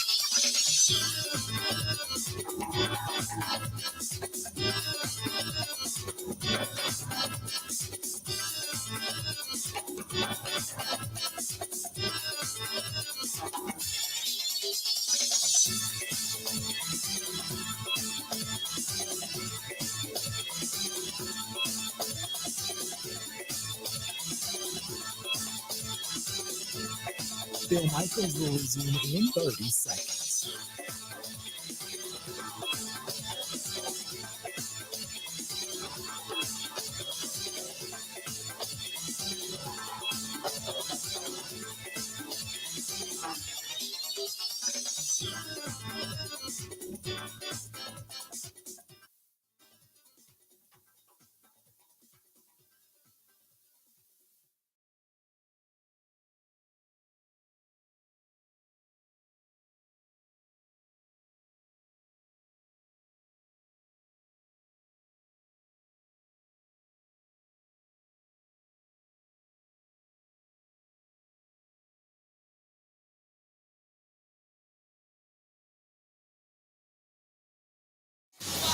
Gotta say thanks. Big shout out to our friends at Quick Trip.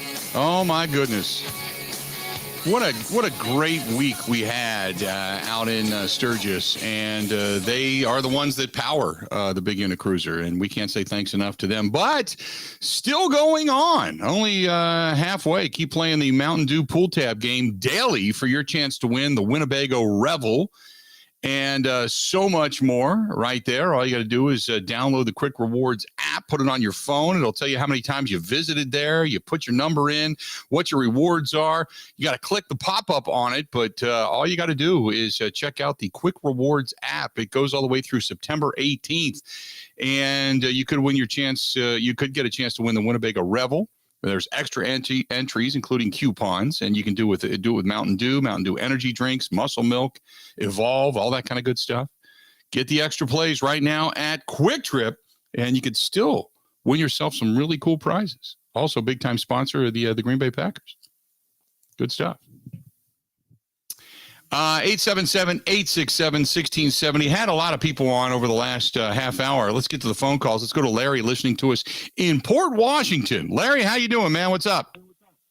Hey, great. And I am so glad that you are back on the air. I didn't know how long you were back, but I just rediscovered you last week. Awesome. And you are the best.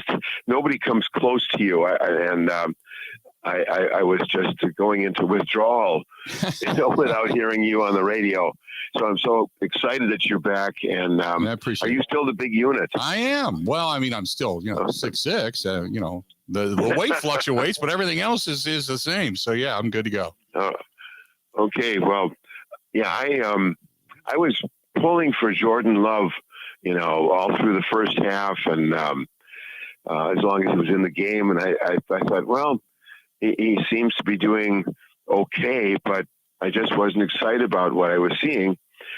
But then when, what is his name? Etling? Etling, yeah. The third string quarterback, I was excited. I thought he looked really good. His speed, his height, his arm, I think he looked really good. And I would say that he has a future.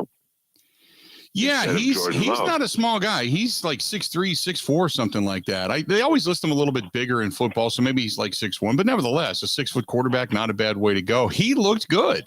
He made a lot of people go, wait a minute. Now he's bounced around. He was with New England, he was with Atlanta.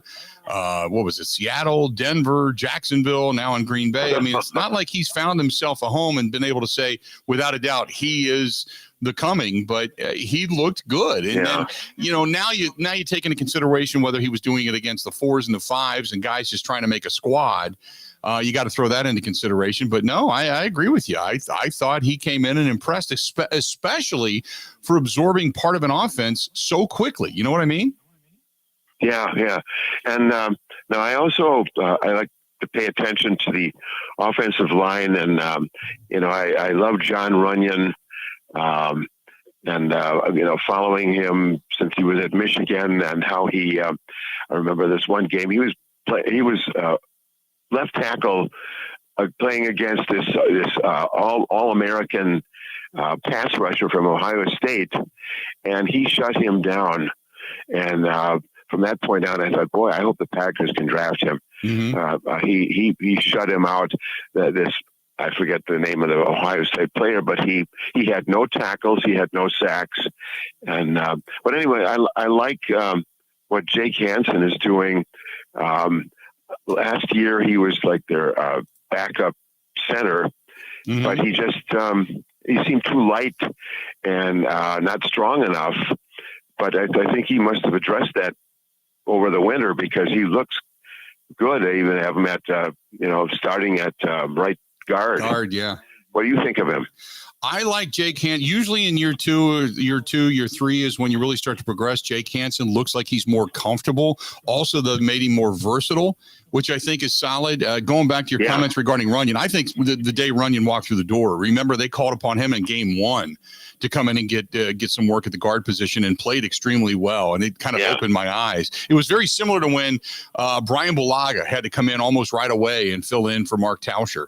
and did a great job doing it. He opened your eyes that way. Same thing with Elton Jenkins. Elton Jenkins, good to see him back on the field today. He came in and looked good. I thought for the most part, that whole group looked really solid. Zach Tom has looked really good. Sean Ryan has been pretty solid. I'm not concerned at all. If you get Elton Jenkins back come week 1, and we'll wait and see with David Bakhtiari and Yosh Nijman playing the left tackle position.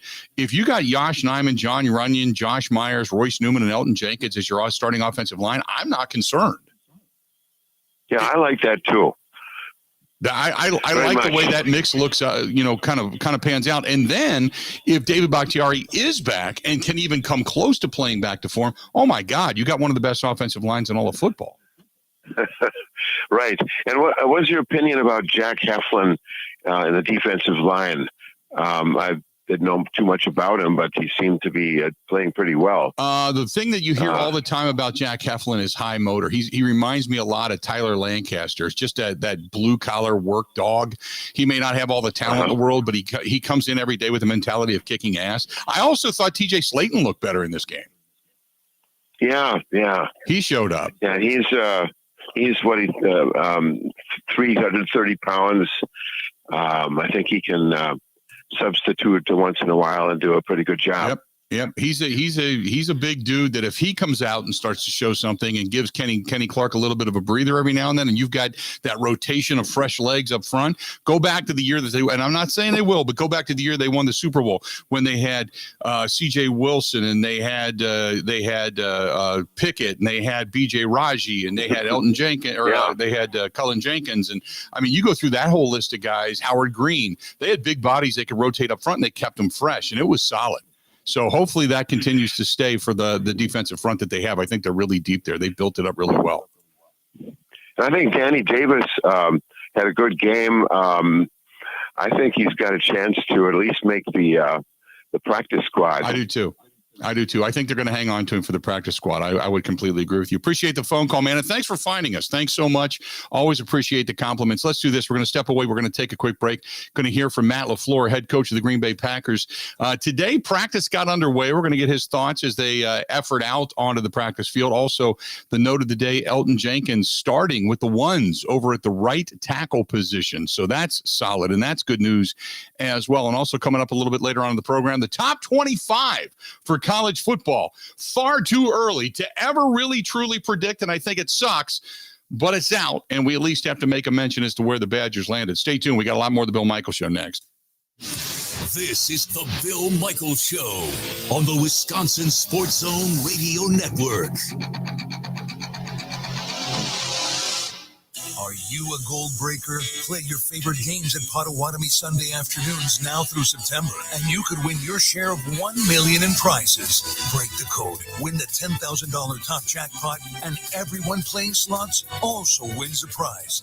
Anyone can win on any machine again and again. Do you have the golden touch? Gold Breaker, only at Potawatomi.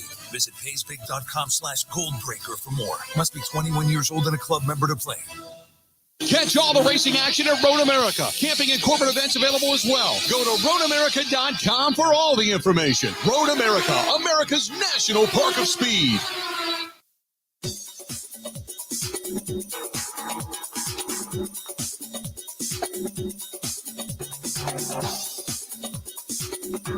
Bill Michaels will resume in 5 minutes.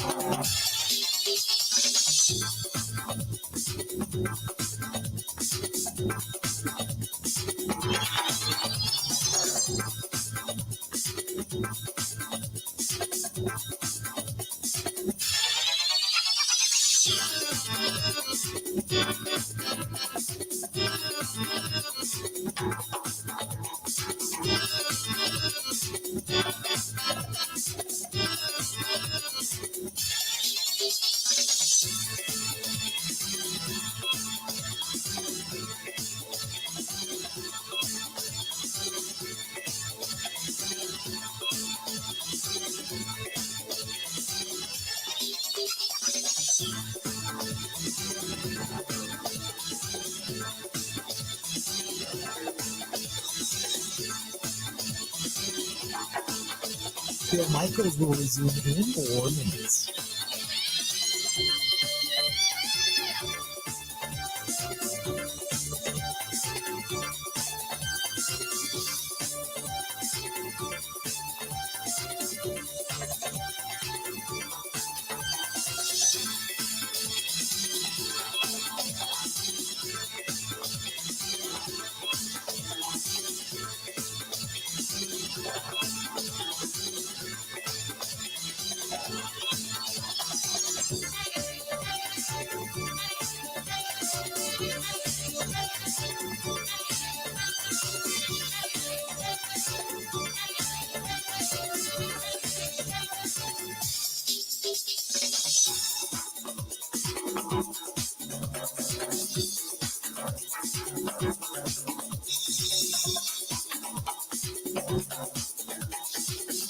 Bill Michaels will resume in 3 minutes.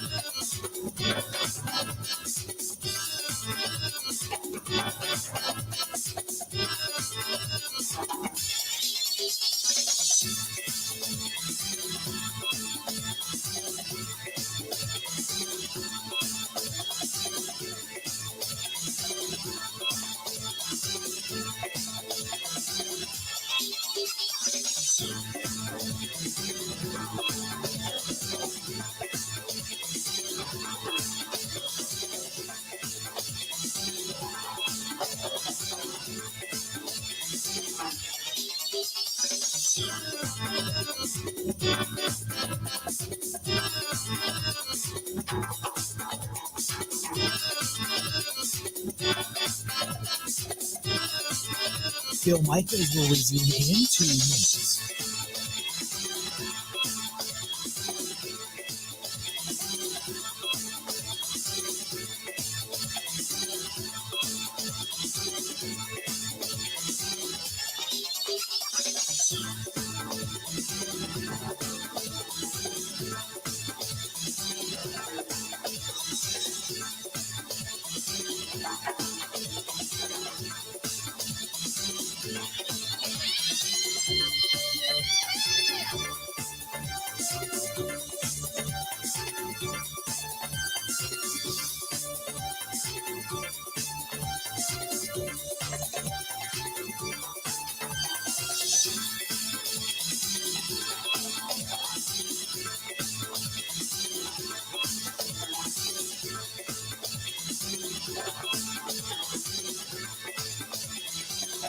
Bill Michaels will resume in 1 minute.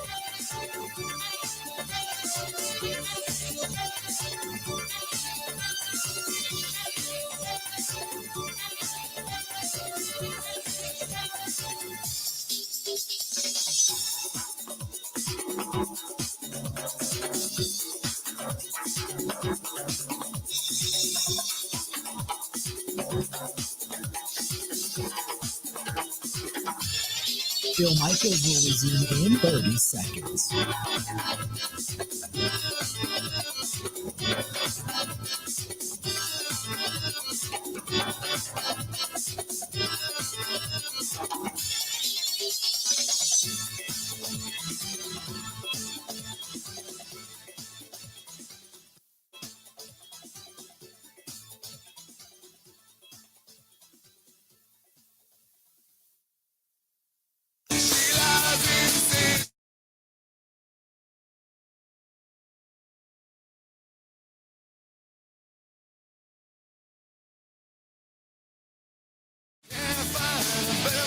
Glad to have you back to the program. This portion of the program brought to you by our friends at New Mail Medical, treating guys with ED all over the state of Wisconsin, well beyond the borders as well. And they have a 98% success rate if you go to their medical experts, the doctor, Doc Tim and the gang. 414-455-4451. That's 414-455-4451. That's the New Mail Medical Center. Give them a shout.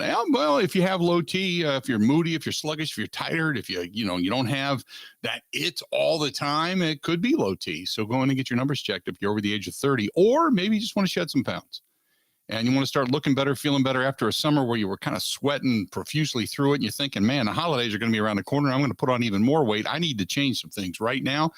Get you to be a better you. It's that simple. 414-455-4451. 414-455-4451. Matt LaFleur was at the podium just a little while ago. The Packers out on the practice field yet again today after Friday night's contest. And Elton Jenkins is back. You've got Robert Tonyan back. Christian Watson is back. Good news in that area. Let's take a listen to what the head coach had to say about his team. Yeah, we've already exchanged scripts and we're ready to go for tomorrow. What's that process like? Obviously, it's not as easy as going down the hall and talking to Joe, obviously. No, it's pretty easy, though. I mean, technology these days makes it very easy. Make a phone call, send an email, have conversation when you get it in front of you, and just kind of work together through it. And, you know, we've done this the last couple of years, so you kind of have like a format, and we tweak it every time. And certainly if there's things that, you know, Dennis wants, then we accommodate and vice versa. So, no, it should be good work, you know, the next 2 days. At what point in camp do you typically have a feel for like how your team's going to come out of the gates week one, or do you ever get that feel? I don't know if you ever do. You always feel good going into, I'd say there's very few situations I've been on with teams where you're not confident and ready to go to start the season. So, but there's a lot of time between now and then, and we just got to make sure that we continue to get a little bit better each and every day. And it was nice to see some new faces out there again yesterday, but you know, hopefully we can continue to stay healthy and or get healthier as we approach the season and get these guys ready to go. Could you not, like last summer, have any sense that, you know, what happened week one was kind of in the works? Like you had no feel like that was going to happen. And then could this week help that, just because, and not just because it's the same team, but yeah, no, we got it put to us pretty good last year. Definitely was not anticipating that, if that's the question. But it's the National Football League, and I think it's a great lesson that if no matter who you're going against, when you're going against them, if you don't bring your A game each and every day, that can happen to you. It's a humbling league, and certainly that was not one of our finest moments. What was the thinking trying Zach at left guard for John yesterday? Oh, we're just going to continue to work through different combinations and try to create as much competition as possible, and let's see kind of where it goes. What do you thought of just how Zach's handled that, though, you know, working different spots throughout camp? Yeah, I think he's done a great job, you know, especially it's not easy to do that with a rookie that doesn't have maybe the time on task with where you feel really good about him in one position, and then you start to cross train in another. And but for a young guy to handle it the way he has, I thought has been pretty impressive. Along the same lines, how has Royce taken to the reps at right tackle after, you know, basically playing right guard last year? Yeah, I think he's done a good job. You know, it can always be better, but that's why we go out there and practice, and he's working hard, and you know, he's getting some great training going against our defensive front. So that goes for everybody up front on our offensive line. What's your feel for where Christian Watson's at mentally after missing so much time?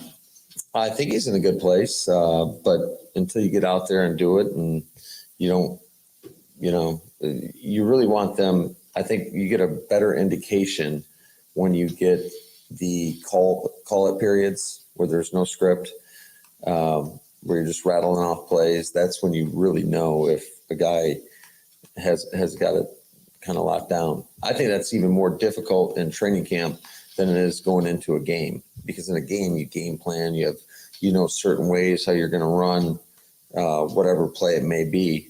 But when you get into training camp, it's just everything's right there for you, and it makes it a little bit more difficult. Coach, how did you feel like Tonyan and Jenkins and Watson did on their first day back after coming off that? Well, it was definitely a shot in the arm for our team. I think just even though it was, you know, just the jog through portion and individual, I thought they looked good. So we'll see. Hopefully they can, again, continue to get a little bit better and stronger and healthier and more confident each and every day.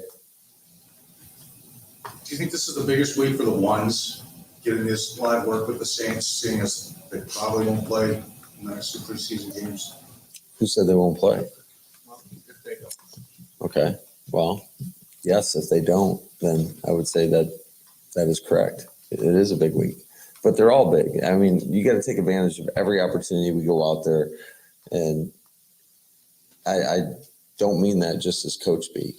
Like, I mean that whether it's a jog through session, you can always work at the little details. And if you do the mundane things correctly on a consistent basis, that's where you see improvement and that's where you see growth. So everything these guys do, and I know it's, they probably get tired of hearing it from us in some regards, but I think there's a lot of truth in it. What have you thought of Kingsley and Nagenberry both in the preseason game and then yesterday? You thought he had 3 sacks. Do you know his nickname? What's that? Do you know his nickname? JJ, right? Yeah. Is that what you guys call him? Yeah. Okay. So what did you think of JJ yesterday? And did he have 3 sacks? 3? Is that what you had him down That's for? what he had him.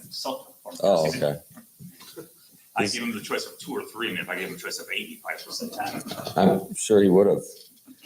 We were just kind of arguing about that in the team meeting, because you got the whole defense saying sack and the offense is saying no. And, it gets fun, but it's tough to tell whether or not some of those were sacks and weren't. I think maybe 2 of those for sure probably were.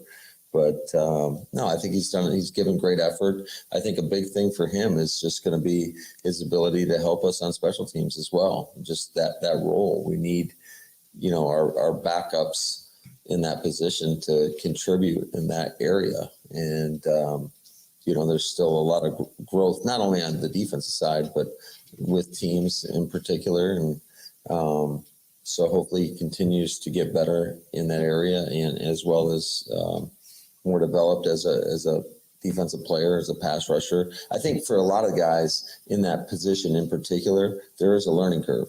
It seems like outside backer, D-line, it takes that position a little bit longer to learn how to set people up, especially when you're talking about pass rush and just getting more moves in their back, I would say. Let's do this. We're going to take a quick break. Matt LaFleur was at the podium earlier today. Got a chance to listen to him, but breaking it all down, Mike Clemens, our good buddy, live up there in Green Bay at Packers training camp practice today. He's going to join us coming up next on the Bill Michaels Show.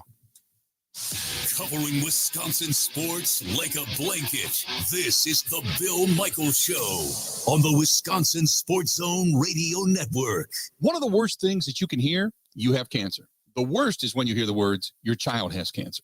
When a child is diagnosed with cancer, it changes their world. Sometimes they can't even do things that they really love, like playing soccer, riding a bike, going to prom, attending school. Children with cancer spend a lot of time away from others, time in the hospital, treatments, tired, nauseous, and they feel isolated. That's where Special Spaces Wisconsin steps in. They provide these children with a special space where they can not only sleep, but they can play, they can heal, they can spend time away from the challenges of their illness. It's a customized bedroom designed just for them. How about a princess castle or a pirate ship or a sports-themed bedroom? They transform that child's existing bedroom into a place that only he or she can imagine, a place for them just to be a kid. This effort is done with teams of dedicated volunteers and sponsors, just like our friends from Pella Windows and Doors of Wisconsin and all the community partners. If you'd like to find out more or to donate, go to specialspaces.org. That is specialspaces.org.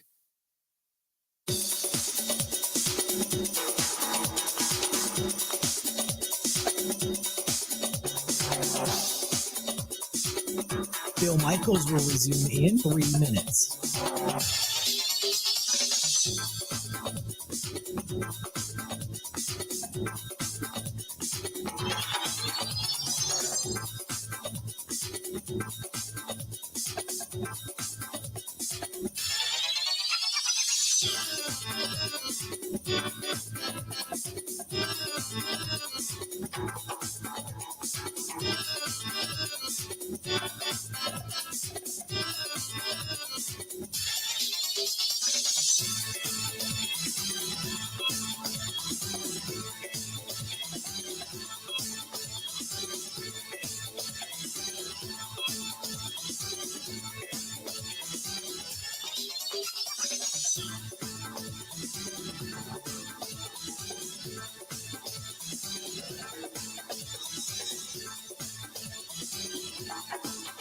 Bill Michaels will resume in 2 minutes.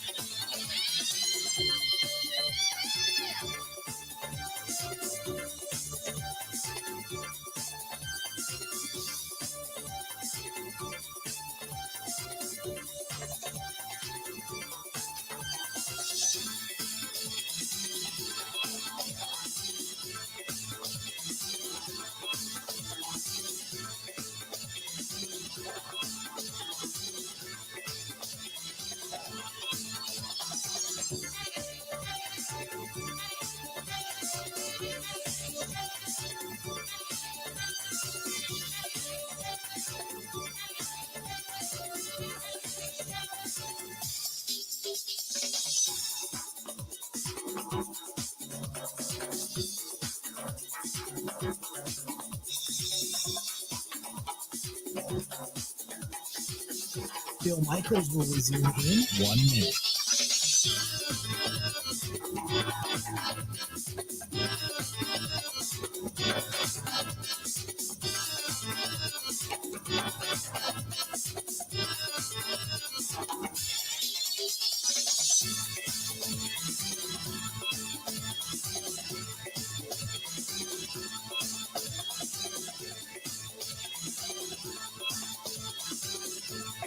Bill Michaels will resume in 30 seconds.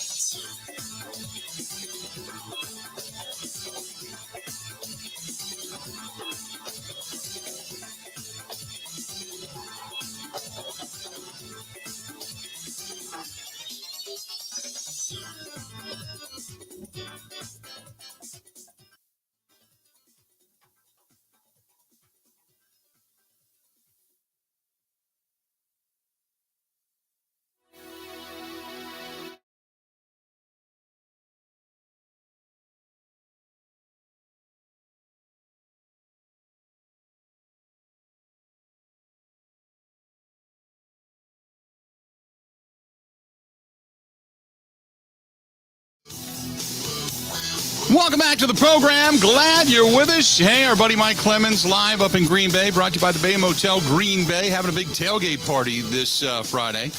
And the proceeds going to the community center. So if you're going to stop by, they've got brats, they've got hot dogs, they've got beverages, all kind of good stuff over there at the Bay Motel Green Bay. For all the information, go to baymotelgreenbay.com. That is baymotelgreenbay.com. And the Bay Family Restaurant going to be doing that Outback tailgate cooking coming up on Friday. And they feature homestyle cooking 7 days a week.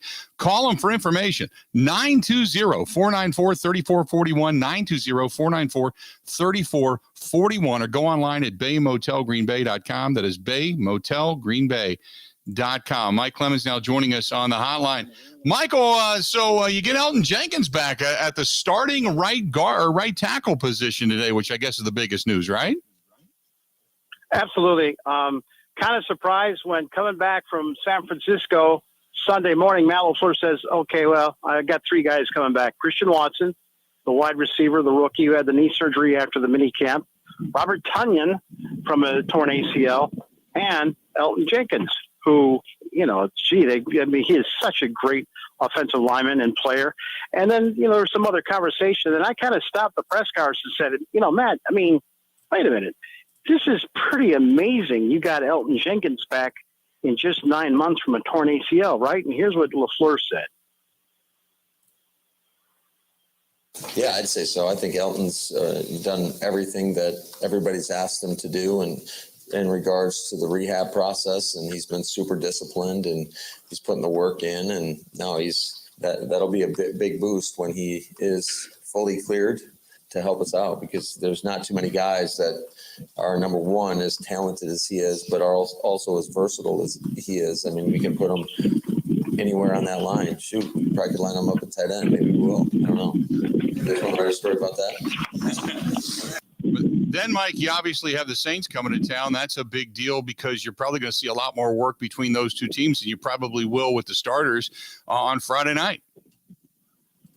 Yeah, and, he was joking about tight end there, too, because, Tyler Davis, number 84, a bit of a disappointing performance against the 49ers. You're just now getting Tunyon back. And these guys back from the ACLs, now it'll be several weeks as they gradually get back in. Whether they can play September 11th against the Vikings, who knows? But Christian Watson, Bill, was just out there, half speed running post patterns and catching balls from Aaron Rodgers. And so I said to Christian, when you get, this knee surgery like you had, how do you keep your hands busy? Do you get with Danny Etling, the third string quarterback? Do you work off the jugs machine? And, how do you keep your hands warm for receiving? And here's what he told me. Yeah, no, I mean, that's very true. I mean, I had a conversation with 12 earlier today. He was kind of, telling me about that before, he's going to be hard on me. Just, make the mistakes now so they don't happen, during the season. So, to be able to go out there and obviously, learn from those things, but, also, have the positive things as well. It's positive and, negative reinforcement. And, I'm just excited to go out there and, make those mistakes and learn from those things and just get back on track. So, Christian, when you're a young receiver coming back from a knee injury, what do you do for your hands? Do you work with the jugs machine to keep catching the football? Do you work with maybe a quarterback like Danny Etling catching passes? Yeah, I mean, it's really just, catching as many balls as I can. Jugs, you can only do jugs with the helmet on. So, I mean, being able to get the helmet on today, and get back on the jugs is really big for me. Because, jugs are, I love doing jugs, post practice. That's something that's, big for me, been big for me recently. So, I'm excited to go out and get on the jugs. But, I mean, it's just catching as many balls as possible. I mean, in pre-practice before, I was just, catching balls with our assistant wide receiver coach, simulating routes, even though I wasn't able to run them. And really just, try to sneak it in wherever I can because obviously I'm not getting those live reps. And Mike, they showed a video of that new jugs machine that the Packers have that is almost robotic, and it's unbelievable the way it fires footballs at you. Just got a demo of it. One of the things that's amazing about it, it throws left-handed and right-handed, and a receiver can wear like a pager, and that thing will find you in the end zone. It's pretty amazing. One note today, they got to get down to 85 players tomorrow from 90. They've now released Randy Rambo, the outside linebacker, had the very significant ankle injury in camp last year, was trying to come back, had another injury last week. Randy Ramsey no longer with the Packers. Mike, great stuff as always. Hey, real quick, I know we got about 30 seconds, but just give me a quick synopsis of your takeaway from Friday night. I have a greater appreciation when Aaron Rodgers says, I don't throw to guys unless I trust them. And, you start to roll your eyes. And then you see Jordan Love throw 3 picks. 2 weren't his fault. Everybody's saying that. But at the end of the day, this is why Aaron Rodgers is going to the Hall of Fame, because he's so protective of the football. No doubt. Good stuff, buddy. We'll talk soon, okay? Yes, sir. Thank you, Bill. All right, pal. There you go. That's our own Mike Clemens live up in Green Bay, giving us the latest as to what's going on. Good stuff from him. And we continue on. We're only halfway through today.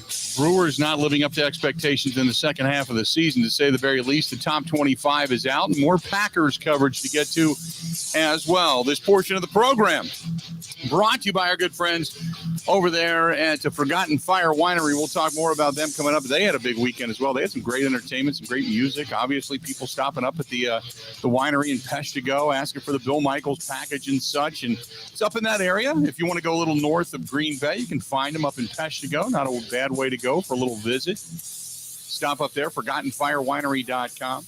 Stay tuned. A lot more of the Bill Michaels Show coming up right after this.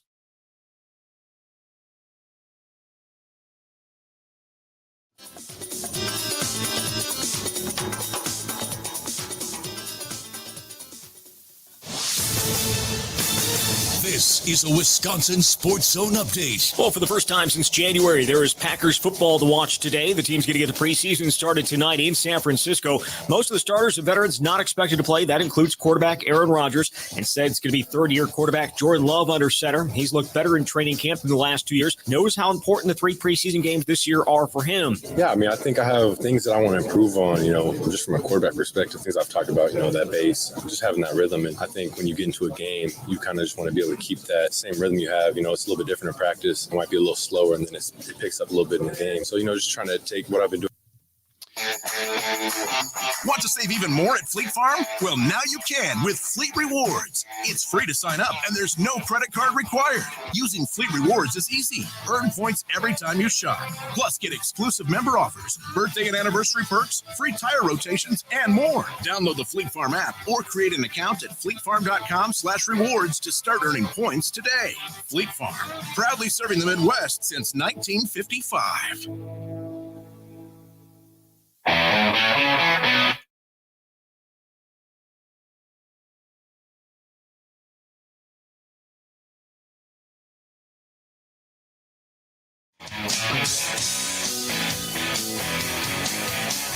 Welcome in.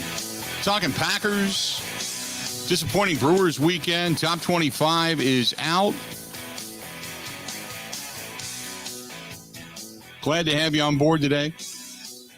And we'll get into the top 25 and some other things, some other notes of interest coming up here a little bit later on in the program. If you want to chime in, 877-867-1670. Also, don't forget to follow us over on Twitter. At Bill_Michaels, at Bill_Michaels, and at Ben Z. Kenny. Always find the podcast and such on Spotify, Apple iTunes, and on Google Podcasts. Joining us now from GoLongTD.com, our good buddy Tyler Dunn is joining us on the program. Ty, how you been, pal? What's up, Bill? I'm doing good here in Western New York. What's happening in Wisconsin? Well, it's just a football season. You know what that brings, and that is the impetus of everybody feeling fall and getting back to what everybody considers to be a sense of normalcy and hope. But this year is a little different because this year I don't give two damns about the regular season. I've said it before. I'll say it again. It's because last year everything's set up for them to end up at least in an NFC Championship game and or Super Bowl, and it didn't happen. So this year, I don't care about all the excuses of the regular season. It's all about getting to a Super Bowl. And obviously, you know Packers fans extremely well. It's always Super Bowl or bust. And we know the light is getting very bright at the end of that tunnel for Aaron Rodgers and such. So give me your thoughts of this season getting underway in Green Bay. I completely agree with you, Bill. It's weird. I mean, it's weird here in Buffalo because it's the same thing, but nothing really matters in August, in September, in October, in November, even December, right? As long as you get in the dance, I don't think much else matters because I think out there, especially in Wisconsin, 3 straight 13-win seasons, 3 straight years of playoff, heartbreak. And let's face it, it's been more than 3. I think since 2010, and there's been different levels of heartbreak for Packer fans. It's like, all right, I mean, how do we bash through this door and win a Super Bowl? But I think that Green Bay did the right thing. It might not be that visually appealing, right? The entertainment value may not be sky high, but I think that Green Bay just took a philosophical shift this offseason out of necessity. I mean, they didn't want to lose Davante Adams. Obviously, they offered him a ton of money, and he chose to go to the Raiders and play with Derek Carr. His best friend. But I think that what they did after that trade was, very calm, very decisive, and needed. If you're interested in winning in January, I think they did the right thing this offseason. So give me your thought. Yeah, Elton Jenkins comes back to practice today. You've got young wide receivers in the fold. Aaron Rodgers trying to break in new guys and find somebody he trusts. And a lot of predictions about the offense being down this year, even his total number of passing yards being predicted via Vegas as down this year. Give me your thoughts on where this actually ends up by the end of the season in your thought. Right. I mean, it's not going to be 2011. My God, it's not going to resemble anything close to that kind of game where the ball's going up and down the field and you're scoring at will and you just expect it to turn into this absolute track meet. And it's kind of been a track meet type of game for a while now. I think that what you can expect is a team that wants to lean into Aaron Jones and A.J. Dillon and the ground game and what may be the NFL's best offensive line, at least the top 5. And this is a defense that expects to be top 5, top 3, or, in talking to Kenny Clark at length recently, maybe the best in the NFL. I mean, they finished first overall once since 1967, and we all remember when that was, 96, when they won it all. It's been, I'd say, a good 4 or 5 years in the making, but since 2018, you draft 6 defensive players in the first round. You go out, you pay up for a ton of talent, right, in free agency. You land a guy in street free agency in Rasul Douglas that is a stud. I think that this is the moment, this is the year that they're hoping to elevate into being a dominant defensive unit. So what does it look like on the field? It looks like 21-17, right? It looks like, okay, you might have to play the field position game a little bit. You might have to, pin a team deep inside of its own 5 to win a game late. It's that kind of stuff that's just weird. It's different. Nobody's used to it when it comes to the Packers, but I think that they're personnel-wise prepared to win that kind of game, which, we haven't been able to say that in years. And that's what the playoffs come down to. Think about 3rd and 8. Those windows are slivers. I mean, it just completely changes. It's a different type of football. You can't just, shoot from the hip and go up and down the field. So I think that Brian Gutekunst and Matt LaFleur, they know what they're doing. I think they're set up to win that type of game now, finally. When you look at last season and you look at defensively speaking in the scoring aspect of things, their defense wasn't great. We know that as the season went on, they continually got better, but also their scoring wasn't great. They were one of the teams that were lower ranked. So as good as they've gotten, and I believe they have, I believe the staunch defensive front, and you win in the trenches, which helps trickle down to everything else. But still, they got to figure out a way to get off the field on 3rd down, and 2, they were so good in the red zone a few years ago, and last year they weren't. So those are the 2 big areas. While we may look at this defense and say, boy, it could be top 5. It could be, but the one thing that they have to fix is that scoring defense.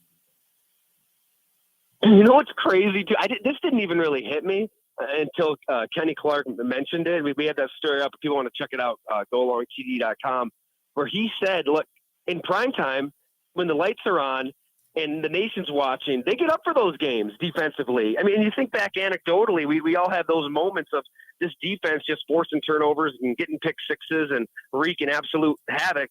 My God, the Vikings, when they went to Lambeau Field, I don't even know why they showed up. They looked like they wanted nothing to do with that game. Mm-hmm. But at noon, in the middle of a Sunday, I mean, he admitted, like, for whatever reason, that they just weren't up for that kind of game. It was way too inconsistent.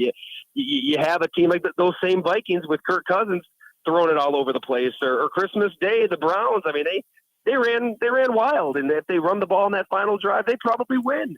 So it's a matter of consistency. I know it sounds vague, but it's just getting up for those games week in and week out and having leaders who are going to speak up and try to get guys ready for that. Because you're right. I mean, the run defense, even the pass defense, there were lapses there. But you look at the playoffs, the games that matter. Like you just started this chat, Bill. I mean, that's what we should be talking about nonstop. What happens in January? Well, they picked off Tom Brady 3 times 2 years ago. They should have won that game. And I think Jimmy Garoppolo completed 11 passes. The offense scored 6 points. Elijah Mitchell averaged like 3.1 yards per carry. The defense was championship caliber at Lambeau in the divisional round. So I think that's encouraging. And I think you lean into that and you try to win that type of a game. And yeah, the next time around, they hope they have Jones and Dillon for that game. Talking with Tyler Dunn of golongtd.com. That's golongtd.com. You can find him on Twitter at Tyler Dunn. Covered the Packers for numerous years as well. So in talking with Kenny Clark, how confident is he? Because he's now that wily veteran, a guy that's a Pro Bowler.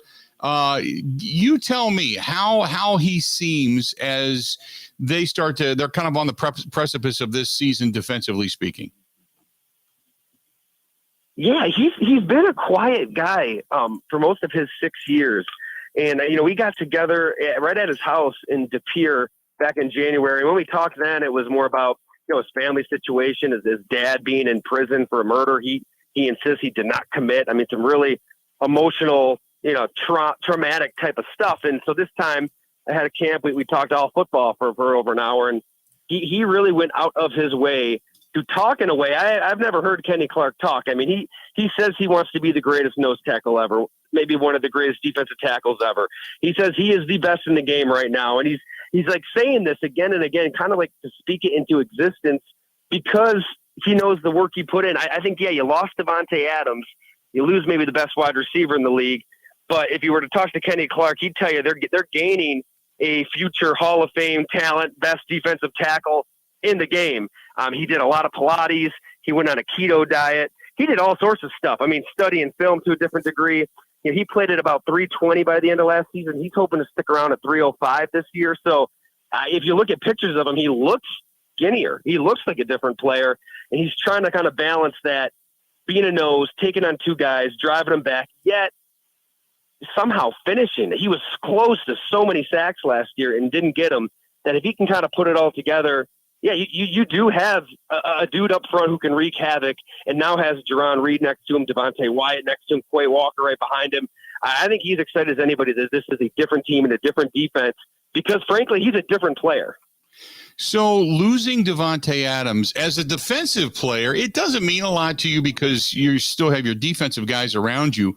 But does he feel that there is going to be some massive diminishment offensively speaking, and that this defense has all of a sudden the responsibility of picking up the slack? You know, the way he put it, and obviously there's not going to be a Packer player that's going to sit there and say, oh, we're going to stink now without Davante Adams. I get that reality, but you know, he said as good as Davante Adams is, and he's great, they're confident that Aaron Rodgers will just kind of figure it out. I mean, that's why you paid him $150 million, right? I mean, that's why you made him the richest player in the game is, yeah, I mean, he's a 4-time MVP. He should be able to do something with, you know, 3 rookies and Juwan Winfrey and Sammy Watkins and you know, whoever you have out there. Alan Lazard is your number one. And you have to win with the run game a little bit, but I don't think he's that concerned about the offense. And he absolutely expects the defense to, you know, be one of the best in the NFL, maybe even the best in the NFL with bringing guys back and also the emphasis in the draft. I think it's a good mix of experience and youth that you don't see around most teams. You know, most teams that may be kind of aging and wishing and hoping they had 23, 22-year-olds in there. Green Bay has that blend that I think can kind of serve you well in January. So I want to go back to the article because I find it interesting. He talks about not holding back and how he wants to be the best he can be because that's the best and really kind of, you know, pressing and going for it, so to speak. Does he feel like, you know, this run is the end is near? Do you get the sense that there's a sense of urgency now because you don't know how long you have left with Aaron Rodgers? Yeah, that's a really good point. I did get that sense of urgency, but almost in a different way, almost in a Kenny Clark way, and through that lens of, okay, he knows he's going to be 28, I believe, in October. And, you know, you've got, maybe it's 27, either way, you know, 30's coming in hot. And if you're a defensive tackle, you know, it's hard to last at your peak for 10 plus years. I mean, just look in Packers history, BJ Raji, you know, he at his best, he didn't last as long as we all thought he would. I mean, Gilbert Brown before that, you're playing 700-800 snaps a year, bashing into another human being who's 300 pounds. I mean, it's a different kind of rep. It's a different snap, and that stuff adds up. So I think it was that urgency of like, I've got an opportunity to be one of the best in the NFL. I better do everything in my power to take advantage of this opportunity. And that's how he attacked every day of the offseason. And he got into it all. It's kind of weird. As we talked, he's like driving to another Pilates class. And it was the last thing I expected to, 300+ pound Kenny Clark to do. But man, he from the keto to the Pilates to the yoga to everything, I really do think that urgency at a personal level meant a lot to him this offseason. So you remember back when the Packers won their Super Bowl, they had Ryan Pickett, they had BJ Raji, they had Howard Green, CJ Wilson, Cullen Jenkins. You go through that list of big bodies up front. If Kenny Clark wants to be the best, does he then need TJ Slayton to step up and give him a breather every now and then to be able to say, I can come back in and be fresh rather than be the guy that's always being ground down? No doubt. Yeah. I mean, I think that's huge. And he listed off all those D linemen as a group. And I think an emphasis with Jerry Montgomery this year, their position coach, is that mobility, is just being quicker and more disruptive and just wreaking havoc in the backfield. And I'm sure every team talks like that, but it really is an emphasis there at this training camp. And how do you do that? I mean, you got to stay fresh. I mean, you do have to cycle in different bodies. Look at the team that beat them in the playoffs, San Francisco. It's kind of ridiculous how many D linemen they bring through their system. And it's a huge reason why their defense has been so great year in and year out. Everybody's fresh, right? It's just really hard for a dude like Kenny Clark, anybody at that weight, at that size, to come near 1,000 snaps for a season. It's funny. Look at Robert Saleh. He was a defensive coordinator for a number of years. Now he's with the New York Jets. And their D-line, I mean, they just kept signing guys all off season. It was nonstop. Vinny Curry, Solomon Thomas. I mean, starters with other teams are like second and third stringers there. I think Green Bay knows they have to somehow emulate that and just be able to just get different guys through there to stay fresh because it's a long season. And to get the best out of a Kenny Clark, yeah, you're going to have to spell him a little bit and hope he gets singled up. Real quick before I let you go, I know that they've got a lot of talent up front, defensively speaking. The outside linebacker position, the safety depth, those are two areas of concern. Did he seem to feel like, hey, we've got great 11 on starters on paper, and we've got a good nickel in Rasul Douglas who really came on, but we're thin on the outside. Does he have that concern? Because I know you never worry about injury because you can't control it, but then again, injury is part of the game, so you need the depth. Is there a concern there? I didn't get that sense from him, but yeah, I mean, it's just you look at the depth chart and the experience at those specific spots. It has to be pass rush number one. Obviously, you need Gary to be a star this year. I mean, he needs to ascend, and he's on that path. I mean, it sure seems like he's ready in year 4 to be a top 10 or better edge rusher in the NFL. But yeah, you knock on wood and you say you don't hope for injuries. But if he were to go down, where is that threat? Who is that player on the front 7 who you're terrified of that's going to get to the quarterback? I think that's where Kenny Clark would say it's me. Right? I think he's hoping to get to the quarterback more often. He had 6.5 sacks or 4.5, year in year. He wants to get that to 8. He wants to get that to 10 and be that force who is finishing plays. We'll see, because that's what the game's all about. It's getting the most out of your quarterback and harassing the hell out of the opposing quarterback. And Green Bay's been really good at one and kind of hot and cold on the other most of the time. Great stuff as always, Ty. We're looking forward to more on Go Long, and you can find his stuff there, golongtd.com. That's golongtd.com, and at Ty Dunn over on Twitter as well. Next time you got some more Packer stuff, you bring it, my friend, okay? Absolutely, Bill. Hey, thanks for the opportunity, man. Always great to catch up. Absolutely. There you go. Tyler Dunn. Good stuff. Find him over on Twitter at Ty, T-Y Dunn, D-U-N-N-E, or golongtd.com. A sit-down interview that he did with Kenny Clark of the Green Bay Packers. It's really, really good stuff if you haven't seen it already. Good for him to chat with us a little bit about it also. Coming up next, you know what? No reaction to it, other than to tell you a story that I witnessed today that I thought was extremely cool. Extremely cool. You don't see this kind of stuff very often. You hear about it, but very rarely does it ever happen right in front of you. Today, it did. I'm going to share that coming up next on The Bill Michaels Show. Covering Wisconsin sports like a blanket. This is The Bill Michaels Show on the Wisconsin Sports Zone Radio Network.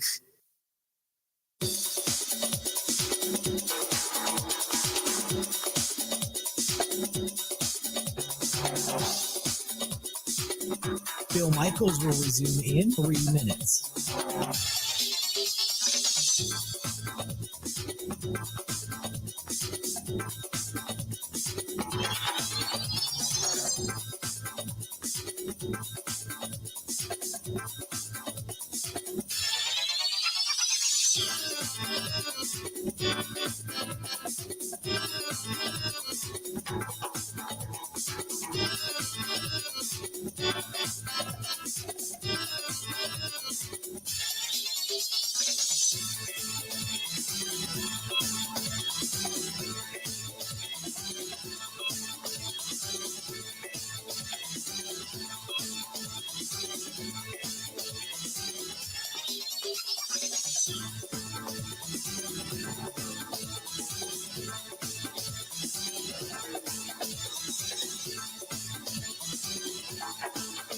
Bill Michaels will resume in 2 minutes.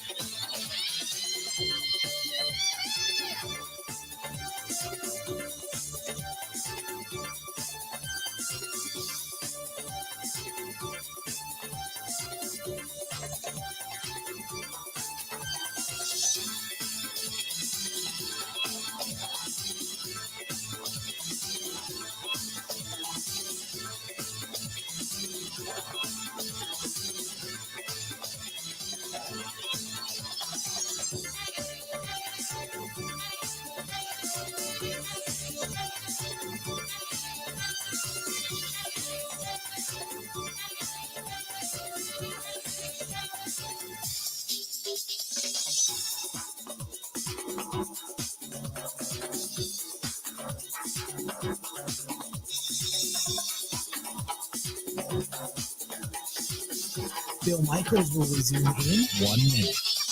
Bill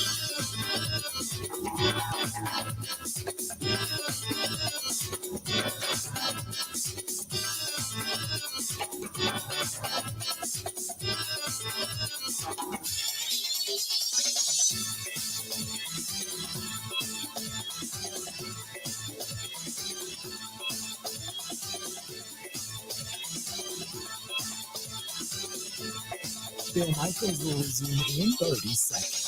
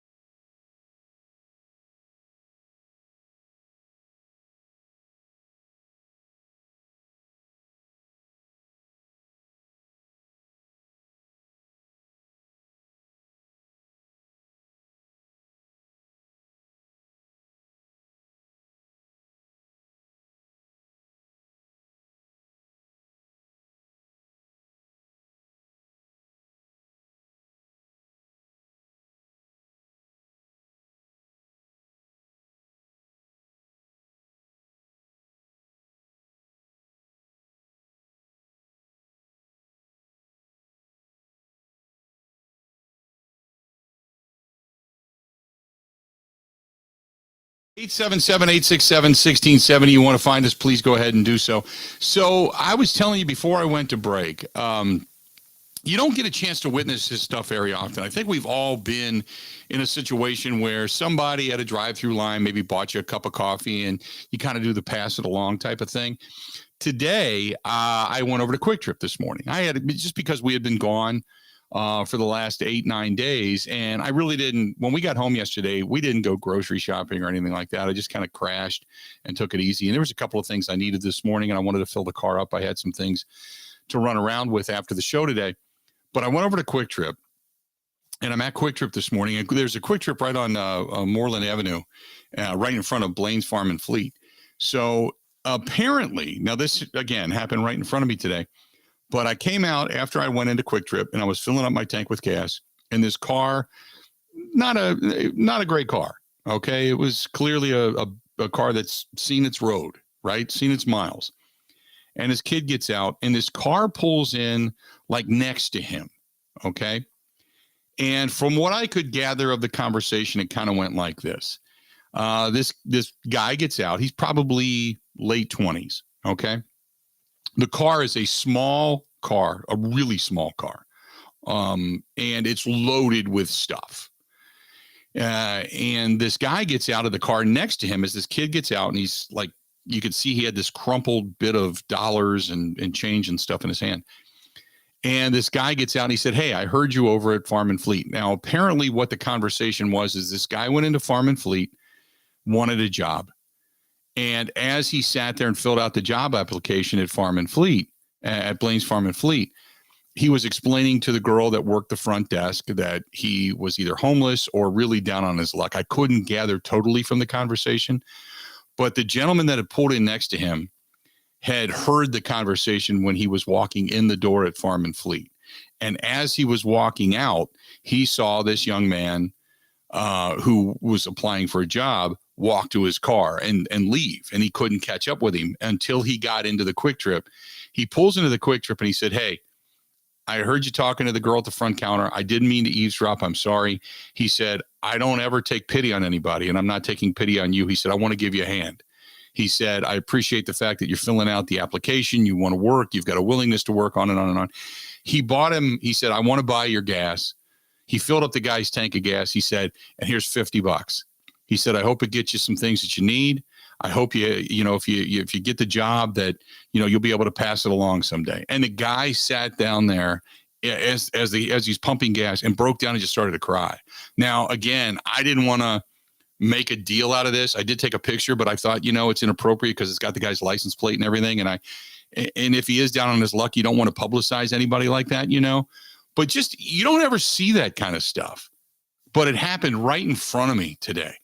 So the young man, and if the gentleman's listening that did this, kudos to you. But it's just one of those things. When I left Sturgis, there's a group of guys, and I talked about the Stinger Saloon, and these 4 guys that are just the epitome of what it takes to be a hard worker, pay attention to your community, listen to elders, have a modicum of respect for everyone.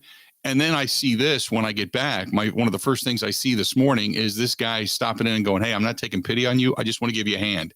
So hopefully you get the job and you remember this and you pass it along." And I just thought it was cool. I just thought it was a really cool moment today. So it was kind of a great way to wake up and start your day off, if you will. That happened about 8:00 this morning at the Quick Trip there on Moreland Avenue. So anyway, if that guy's listening, kudos to you. And if the young man's listening that was down on his luck and needing a job, hopefully you get the job and hopefully you're able to turn things around as well. But I just needed to make a note of that because stuff like that happens. And in a world today where we're all divided politically and we're all SOBing and MFing this and that, and it sucks. And I get it. Things like this do happen, and I was glad to witness it today. So anyway, wanted to bring that up. The top 25 is out. The top 25 AP poll. Where do the Badgers, if at all, fit into this? The number 1, 2, and 3 teams, we kind of figured that's what it would end up being: Alabama, Ohio State, and Georgia. But I'll tell you where the Badgers fall when we come back. Stay tuned. We got a lot more of the Bill Michaels Show. It's all coming up right after this. Ready? This is the Bill Michaels Show on the Wisconsin Sports Zone Radio Network. Wisconsin isn't snobby, snooty, or pretentious. It's Midwestern charm at its finest. And that's exactly what Forgotten Fire Winery in Peshtigo is all about. Fun in a bottle without the attitude. You can find their full wine and cider lineup in their tasting room or in liquor and grocery stores throughout the state. The winery is a great place to get away for wine and cider tastings, great live music, and private events all year long. Remember, any time is a great time for Forgotten Fire wines and ciders. Wisconsin wine made from Wisconsin people. I give that a 2.99. Okay. Hey, Dad. What's wrong? That woman over there. Don't look. What did she do? She judged my dive. Gave it a 2.99. Isn't that weird? Hey, that's Gina Della from Pella. I'm going to find out what this is all about. Excuse me. Why are you judging my daughter's diving? I know who you are. I'm sorry? Judging? Yeah, she said you yelled out. Oh, no, I wasn't talking about her. I was finalizing this month's special at Pella Windows and Doors of Wisconsin. That's funny. What's special? Pay only 2.99% interest for 10 years. On new Pella windows. Really? 10 years? Yep. But it's the middle of summer. You can't get a deal on installing new windows during the warmest season. You can at Pella Windows and Doors of Wisconsin. Oh, 2.99. Dad? Oh, not you, sweetheart. The deal at Pella Windows and Doors of Wisconsin. 2.99% for 10 years. Visit PellaWI.com. Approved credit.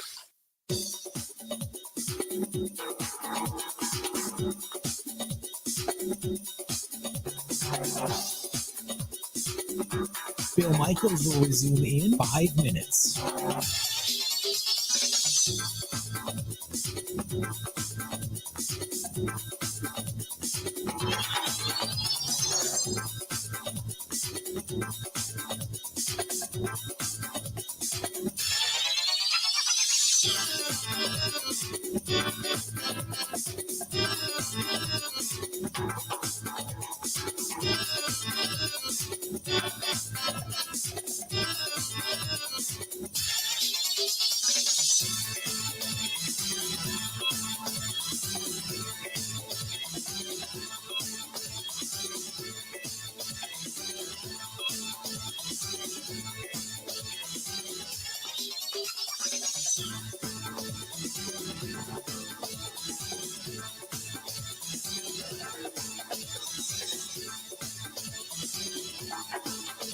Bill Michaels will resume in 4 minutes.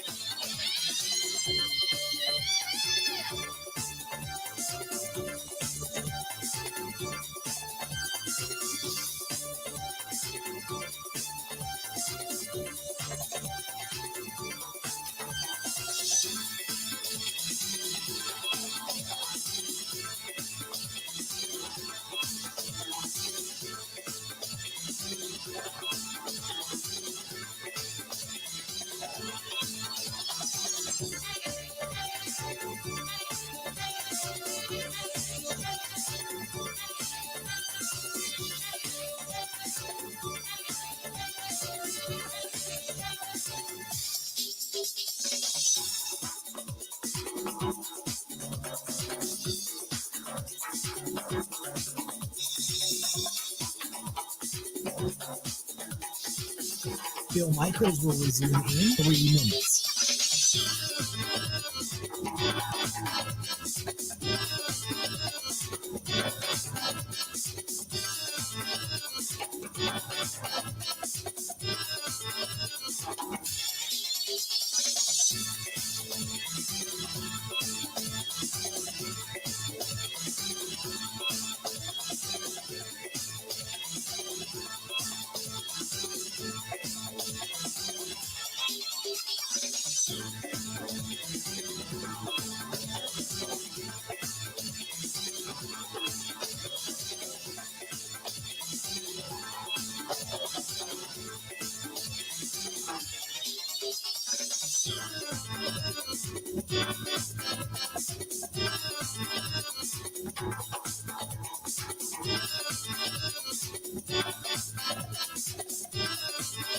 Bill Michaels will resume in 2 minutes.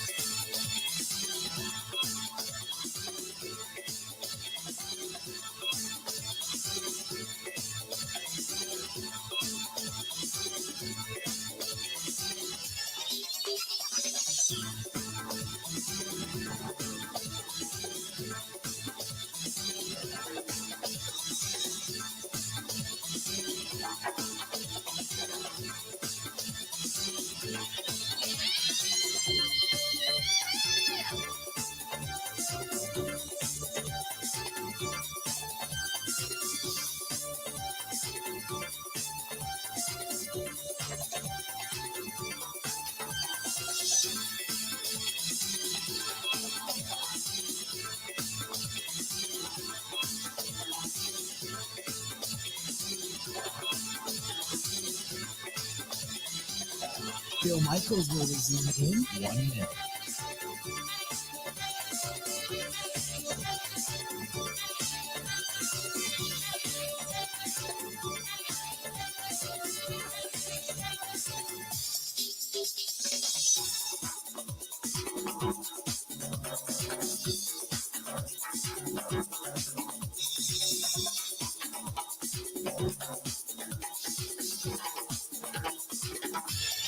Bill Michaels will resume in 30 seconds.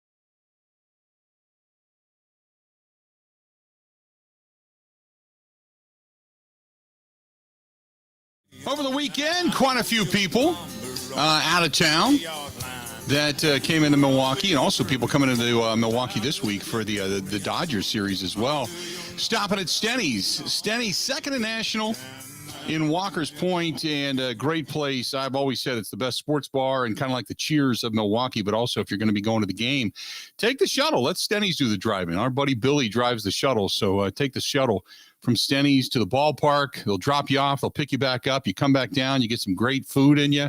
Good meal. Bloody Marys that have won awards, and the Bill Michaels garlic cheese bread. That's our great friends over there at Stenny's. Second in national, Walker's Point, and there is no place better. I'll tell you that right damn now. No place better. Top 25, excuse me, in college football. It is out. Ben, any surprise as to where the Badgers landed? No. They're sitting at 18. I mean, it feels like one of those three guarantees in life: death, taxes, and Wisconsin being in the mid to high teens in the AP poll. Mm-hmm. It's one of those deals where, cool, it's going to be an 18 next to their name until they play Ohio State. Doesn't mean much to me. Ohio State comes in at number 2, by the way. Alabama number 1, Georgia number 3, then Clemson number 4, Notre Dame at number 5, even with the coaching change. Number 6, Texas A&M. You've got what is it? Houston. Who is that at number 7? Who's at number 7? The logo got Utah. cut off. Utah. That's okay. That's what I thought.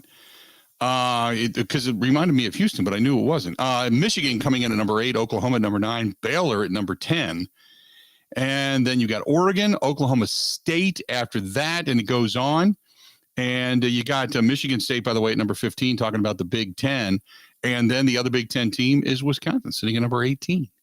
Number 18 in the country. So thoughts regarding that, which I found rather interesting because I posted that over in the Facebook fan page a little while ago. And it said, first of all, there was a couple of people that Andy said, I don't see them being in the top 25. This early poll is always based on reputation. Rodney says, I hope they perform well this week, so they end up moving up. Badgers from Mike, though, do not have a good quarterback or a good wide receiver. They shouldn't even be in the top 25, according to some. This is from Jacob, who says, I think the Badgers are being repped at number 18. He says they don't have a great team. Their offense stinks. Their offensive line, not very good. Where have they really improved? And we're going to find out. We all know that basically when it comes down to the Wisconsin Badgers and their ability to remain in the top 25, it's all going to come down to the arm of Graham Mertz. I mean, period. It just is. It's all going to come down to Graham Mertz. I think I would agree with many of you that say Wisconsin's being ranked on reputation. There's a lot of unknowns that are out there as well, specifically in the Big Ten. So they're being ranked on reputation, but they will fall. If they get knocked off early in their schedule, they will fall fast and furious. If they win a couple of games, maybe games that are supposed to be close, you know what I'm talking about? Because when you look at their schedule, when you look at the Badgers and you say, okay, I get where the ranking's coming from. If you're going to base it upon your Big Ten ranking, so to speak, off of what you've done in the past. Okay, I understand that. But when you talk about the Badgers' schedule and what they have going on, I think the Wisconsin Badgers, if they get a win early, say they play really competitive at Ohio State, beat Illinois, beat Northwestern, beat Michigan State. I think they'll be sitting right there around 12. The loss to Ohio State, and Ben, you say, well, when they get beat by Ohio State, let's say they lose 17-14 at the shoe. That's not a bad loss. That's actually almost a win. Correct me if I'm wrong. I would probably run naked around Madison if they lost 17-14. We're now looking forward to that. And hopefully there's people driving around in buses in Madison that all get pictures and then we can post it on Facebook. But if they get blown out, say it's a 42-10 loss or a 54-10 type of loss, then absolutely you'll find them on the precipice of being knocked out of the top 25. And then if they get Illinois at home and Brett Bielema comes back and beats them, then yeah, it's pretty much done. The season itself, as far as their hopes go, pretty much fallen by the wayside. But if they play really well against Ohio State, get beat, but don't get beat terribly, it's not a bad loss. Then you bounce back, you knock off Illinois, you knock off Northwestern in that god-awful stadium they have down there. And then you go to East Lansing and you play Michigan State. And let's say you walk away with a win, beat Purdue, and win pretty much out from there. That's not a bad season. But a lot of people are saying it's going to be at least a 3-loss season. So is it going to be Minnesota that knocks them off, and Michigan State and Ohio State?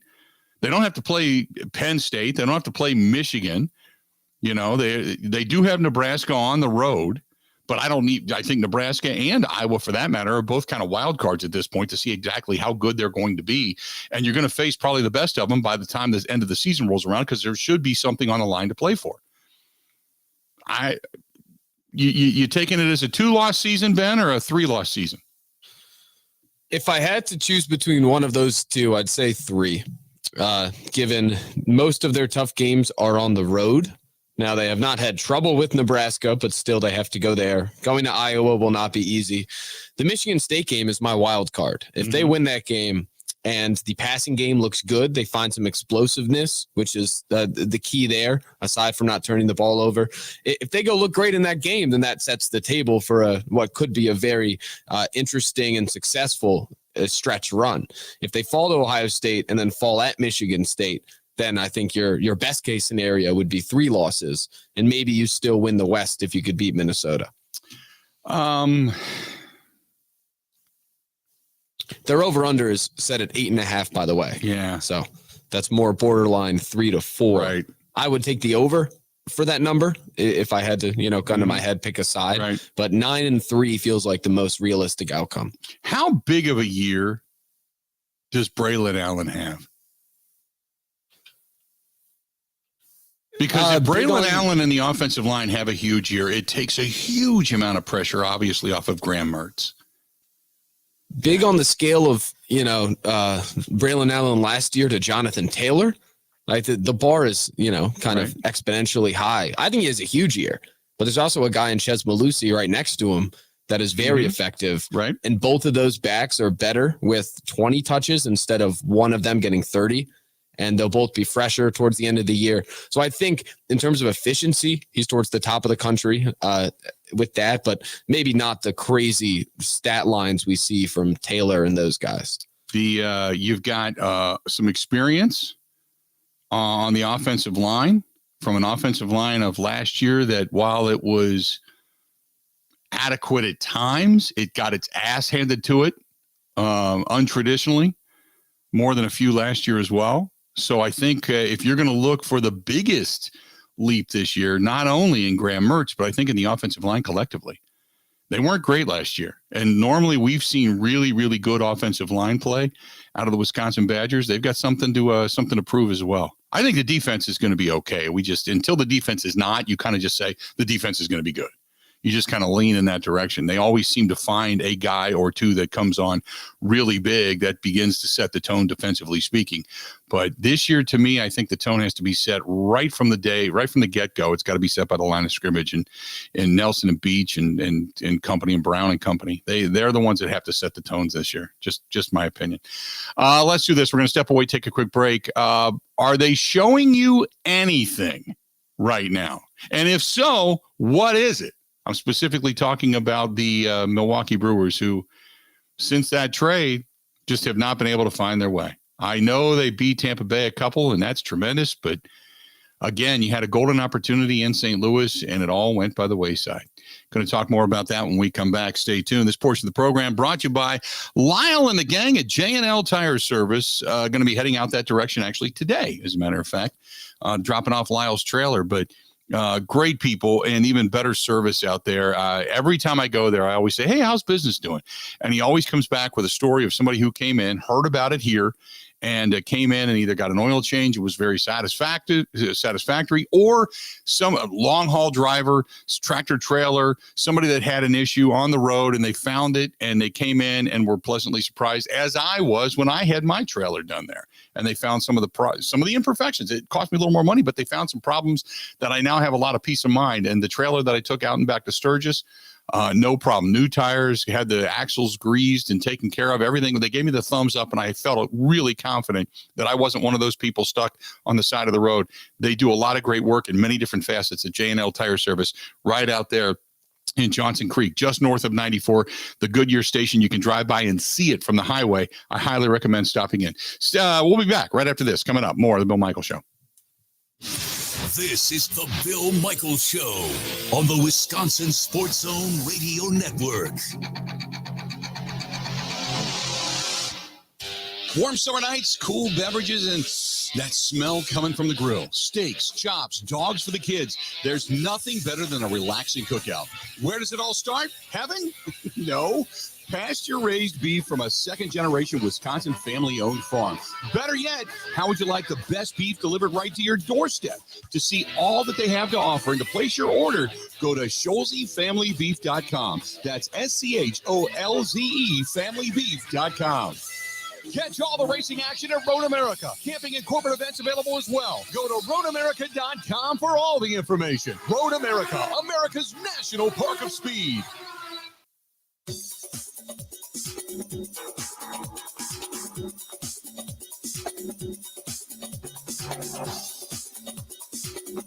Bill Michaels will resume in 3 minutes.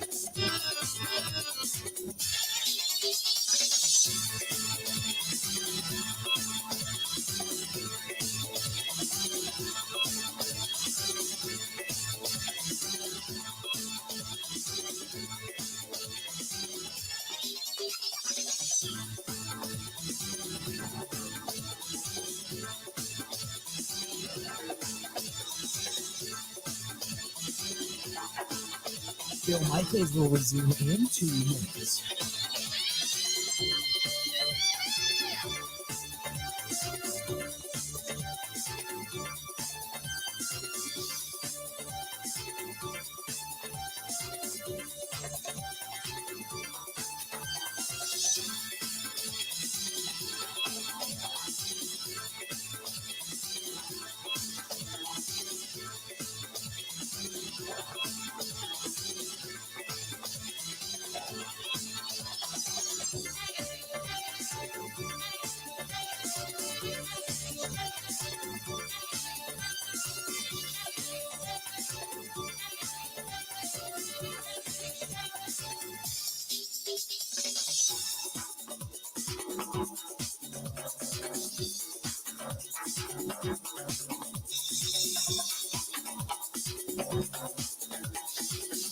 Bill Michaels will resume in 1 minute.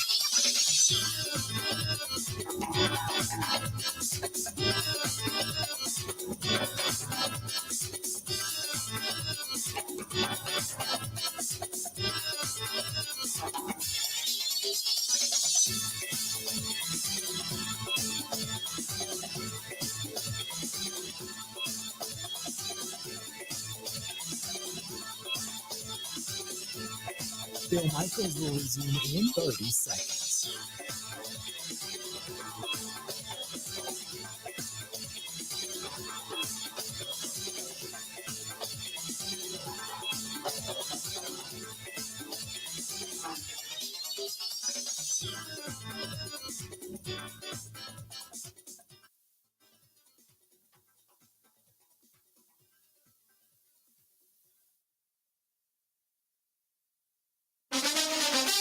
Now, a training camp update. In Green Bay, here's Mike Clemens. The Packers held practice getting ready for the start of tomorrow's joint practice sessions here in Green Bay against the New Orleans Saints, open to the public. Matt LaFleur had some good news, announcing that offensive tackle Elton Jenkins has been taken off the PUP list just 9 months after surgery for a torn ACL. We'll get Elton back today. We'll get Bobby Tunyon back today, and we'll get Christian Watson back today. David Bakhtiari remains on the PUP, rehabbing after his third knee surgery this spring. Running back Aaron Jones made the play of the day in practice with a touchdown catch from Aaron Rodgers, who was scrambling in the red zone. Jones told me defensive back Eric Stokes tried to strip the ball away from him in the end zone. I already scored, but, that's a part of Stokes never giving up, always competing. But we didn't hear a whistle, so he kept ripping at it, but definitely scored. And then all the offense out there on the field to celebrate. Oh, yes, sir. You celebrate together as a unit. That's what makes it special playing with those guys. They make it fun to come to work every day. And with Darnell Savage still out with a hamstring injury, number 36, Vernon Scott, has been making plays at safety. I talked to Jair Alexander. Yeah, Vern's made great improvement. Vern, he looks more comfortable out there. He's even played in a couple games the last season and the season before, so Vern, you can tell, is gaining more confidence. He's vocal. He does a good job communicating the calls and just more confident out there. That's Packers defensive back Jair Alexander. In Green Bay, I'm Mike Clemens. Best Packers coverage on 96.7 FM, 1670 AM, The Zone.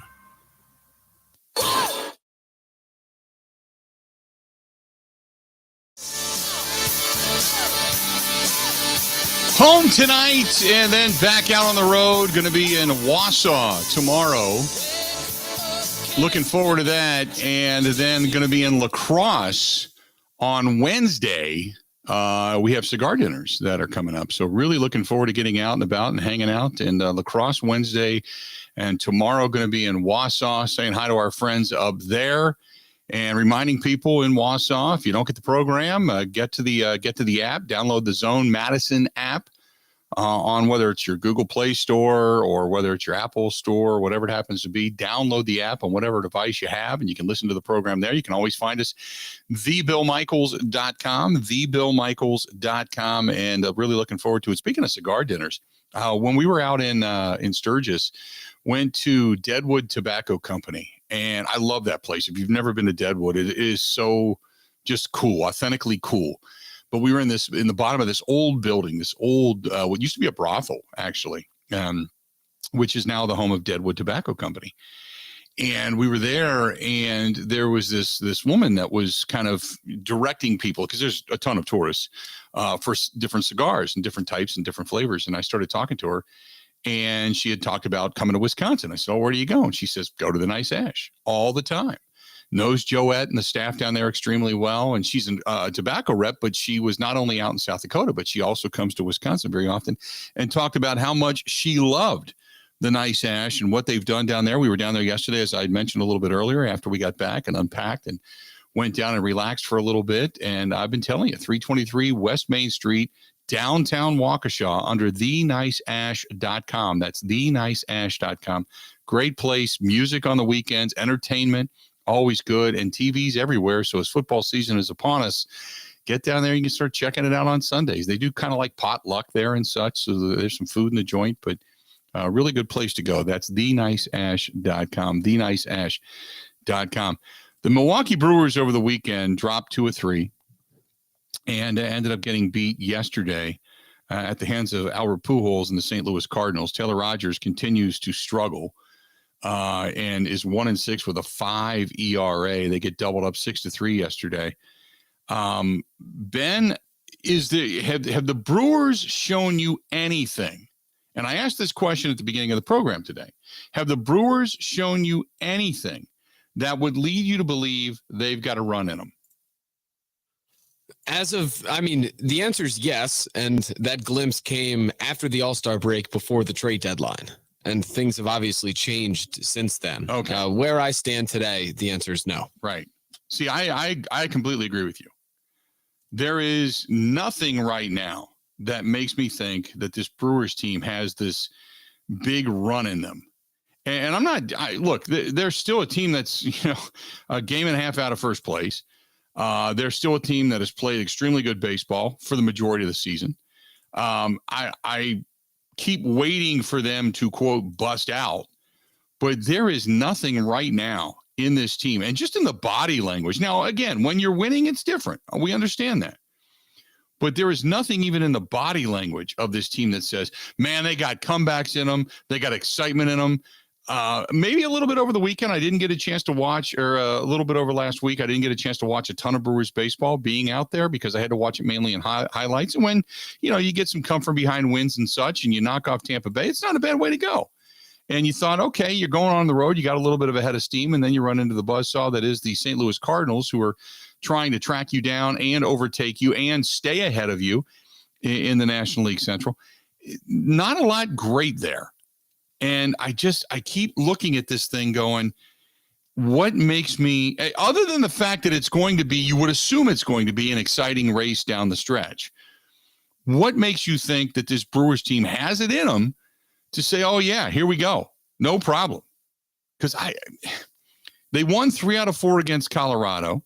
They swept the Twins. They beat the Red Sox 2 out of 3. And since then, since they ran into the juggernaut, that was the Pittsburgh Pirates and the Cincinnati Reds, other than getting the 2 wins against Tampa Bay, this stretch of games over the last 10, 15 games, and by the way, for all those that suggest firing Craig Counsell didn't make the trade. Craig Counsell doesn't even sound like he wanted the trade. It sounded like it was more deflating than anything. But it's a tough thing to watch right now. They don't have this burst of life. I don't know how to explain it. Sometimes you can put your finger on it. You can call it what it is, but there's not much there that makes me go, oh yeah, they've got this. Don't worry about it. No problem. Because right now in like I mentioned, the standings, oh, by the way, here comes the Dodgers are 45 games over 500. 45 games. The Dodgers are 79-34, best record in all of baseball. The Yankees have fallen on hard times. The Yankees 1-8 in their last 9 games, 2 of 8 in their last 10. So the Yankees have somewhat struggled. They got beat again by the Red Sox, which is painful to them because the Red Sox right now dead last in the American League East. But the Dodgers are coming to town with their 45 games over. The Brewers have got to figure something out. Got to figure something out. By the way, the Cardinals, they take on the Rockies in St. Louis. So you talk about a monumental task ahead of you. Otherwise, you get swept by the Dodgers and the Cardinals stay hot. Man, and remember, the Cardinals beat the Yankees, swept the Yankees at home. Right before that, they swept the Cubs in a 4-game series, even though one of those games were postponed. The Cardinals have been playing a lot of winning baseball. You got to figure it out, man. Figure it out. Another hour of the Bill Michaels Show yet to go. Stay tuned. A whole lot more coming up right after this.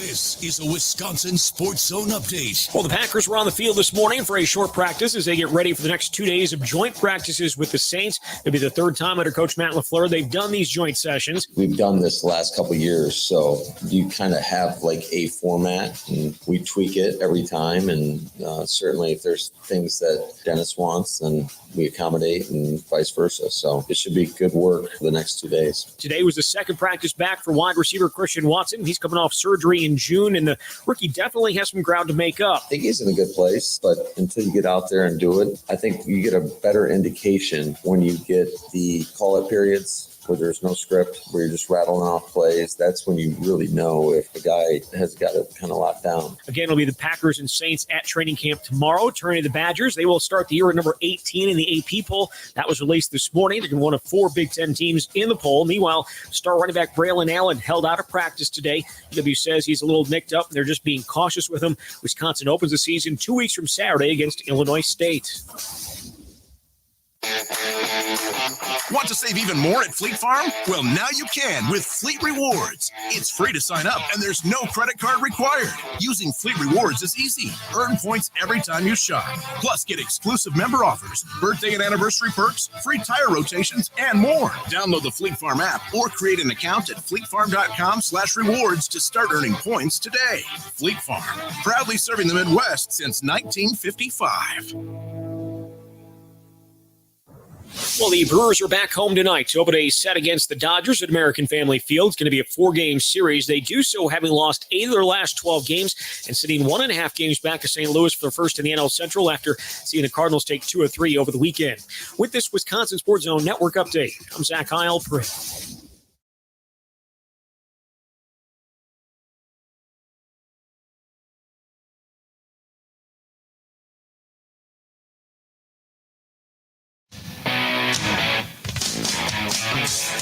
Welcome. Final hour of the Bill Michaels Show, hour number 4. We're glad you're with us, as always. Certainly appreciate you being here.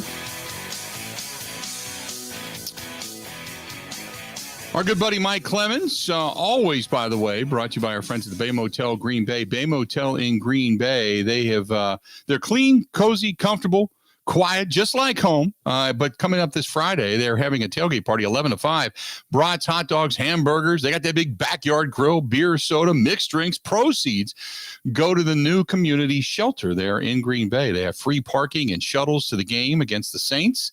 That's the Bay Motel family restaurant as well, right there on Military Avenue in Green Bay, South Military Avenue. Just a mile from Lambeau Field. Call them 920-494-3441 or go to baymotelgreenbay.com. That is baymotelgreenbay.com. Michael, how you doing, pal? Very good. Very good. Just kind of going over some stats from Friday night's game. And, yeah, you know, Jordan Love didn't have to face Nick Bosa or Fred Warner or, you know, Armstead, those guys, or the defense didn't have to go against, you know, Kittle. We got to see some Trey Lance there for about 5 or 6 downs or so, at least passes. But, of course, the 49ers didn't have to face Aaron Rodgers and his first team as well. But, you know, I was disappointed. I was disappointed because, first of all, it's the 49ers. And to me, I think our fans, our listeners, pretty much find them as the number one rival, right? They've denied you a trip to the Super Bowl twice now in the last couple of years. Yeah. And it would have been nice just for that. You know, wins do not matter in the preseason, but I guess I just would have liked to seen, you know, I give Jordan, I can't help but think it's a C- performance, even though he had more yardage than the 49ers offense. Of course, he kept giving them a short field. There were some good things that they liked. It's just kind of the same things we're seeing in practice where he gets them out of the huddle. He makes some adjustments. He makes some short passes. He makes a spectacular play every once in a while. But the picks bother me. And people are saying, well, again, those first 2 weren't really on him. Matt LaFleur defending that. But, you know, no, you can't measure up to Aaron Rodgers. You're not. That guy's a first ballot Hall of Famer who eventually figured out that I am not going to throw interceptions, and there's only 1 or 2 or 3 receivers I'm going to, quote, trust. And sometimes you think that was the bad way. Well, when you see another quarterback in there, then you say, see, maybe Rodgers is right in the way that if he's going to throw over 60, 80% of the plays to a guy he trusts like Davante Adams, maybe that's the way to do things in the NFL. I will look this up today. Rodgers never had more than 3 picks in a single game. That's happened to him 4 times in his 15 years of his 18-year career. Maybe he's got a pick or 2 in there too when he filled in for Brett. And the most interceptions he threw in a season was 13, and that was his first year, 2008, when he took over for Favre. Mm-hmm. I know that, like you said, a lot of the first two picks are being deemed kind of not his fault.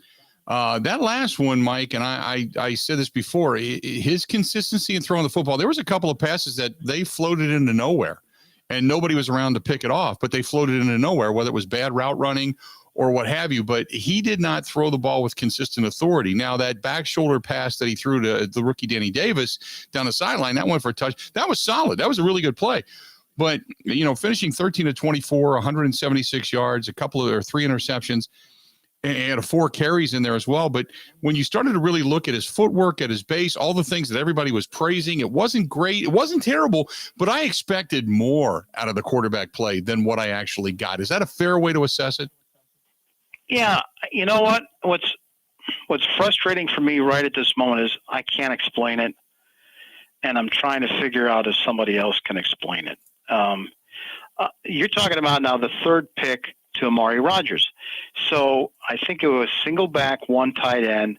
He's got one guy, I think it was Winfrey at the bottom of the screen. He's got one guy wide and then wide left, and Amari Rodgers is in the left slot.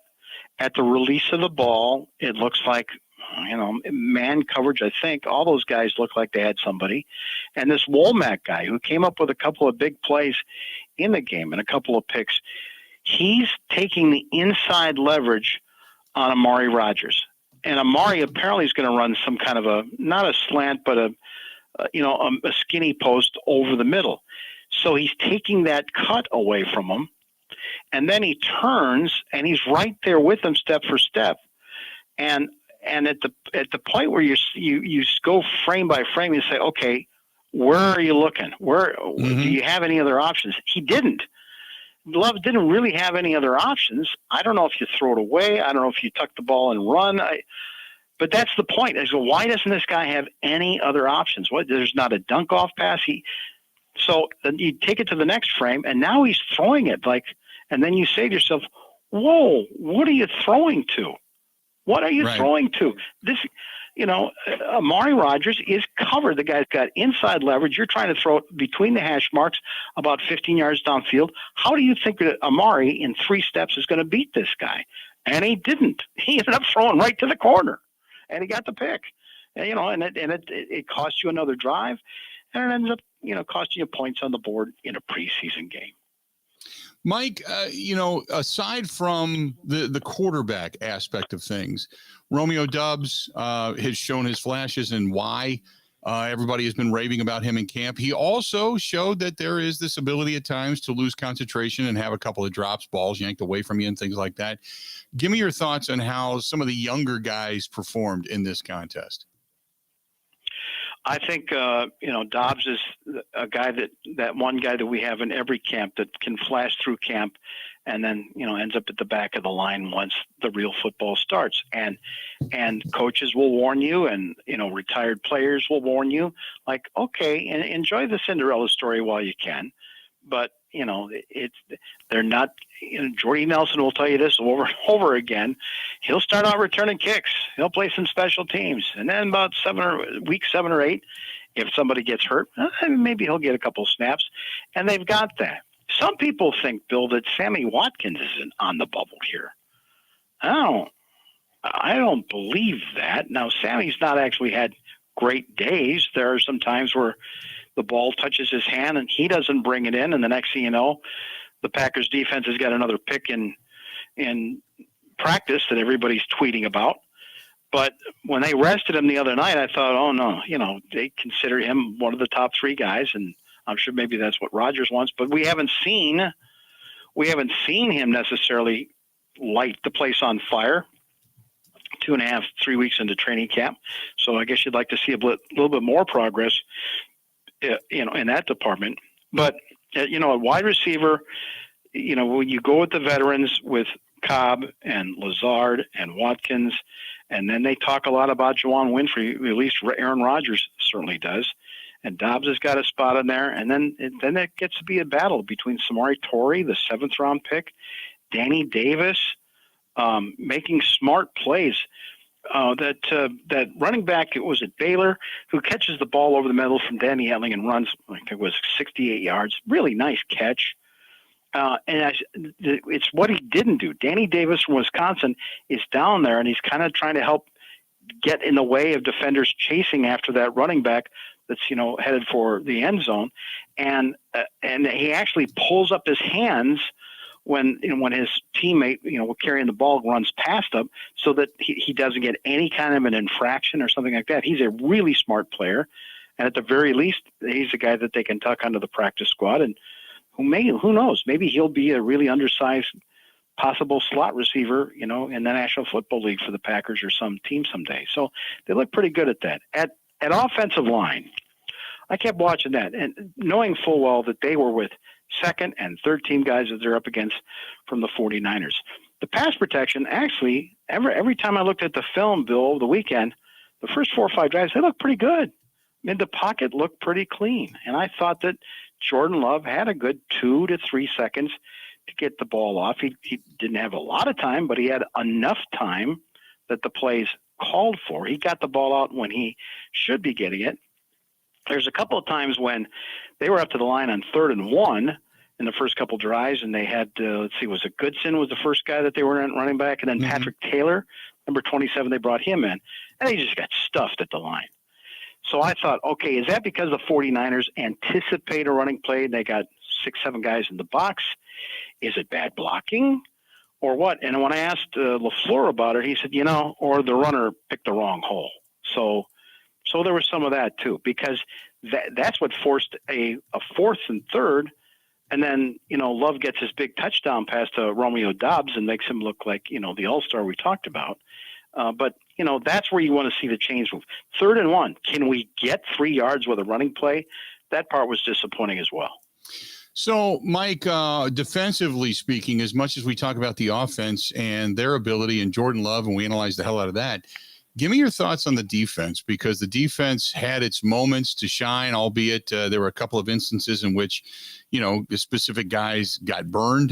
You start to look at Levitt. He ended up getting burned. He was a guy that was specifically brought in more so for special teams than anything, but at that safety position exposed some of that depth or lack thereof, right?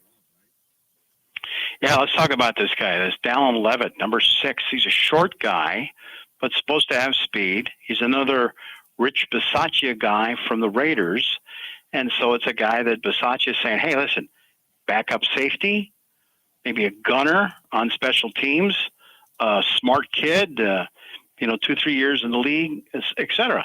And so then there was a day or two of practices, was it last week, where the kid was out there, and this, when Darnell Savage came up with the hamstring, they put him back there next to Adrian Amos. And he had a couple of deflected passes, and he shows the speed, 5'10", 195 pounds out of Utah State. And so you're saying, oh, well, maybe here's a guy that might be sparking. And they put him against the 49ers, and Gray just burns him. He looks horrible down the left sideline with that first deep pass, misses a couple. Then he jacks up his shoulder. Apparently it's a significant injury. I mean, he could be, I don't know, done for several weeks or whatever. That's what we've been told. But he's, I'm looking for guys that are flashing. The good news about this defense is this. We're talking to Kenny Clark. I guess he's still only 26 years old, but he's entering his 7th NFL season already. Oh, my God, does that make him feel old? Kenny Clark's in his 7th year.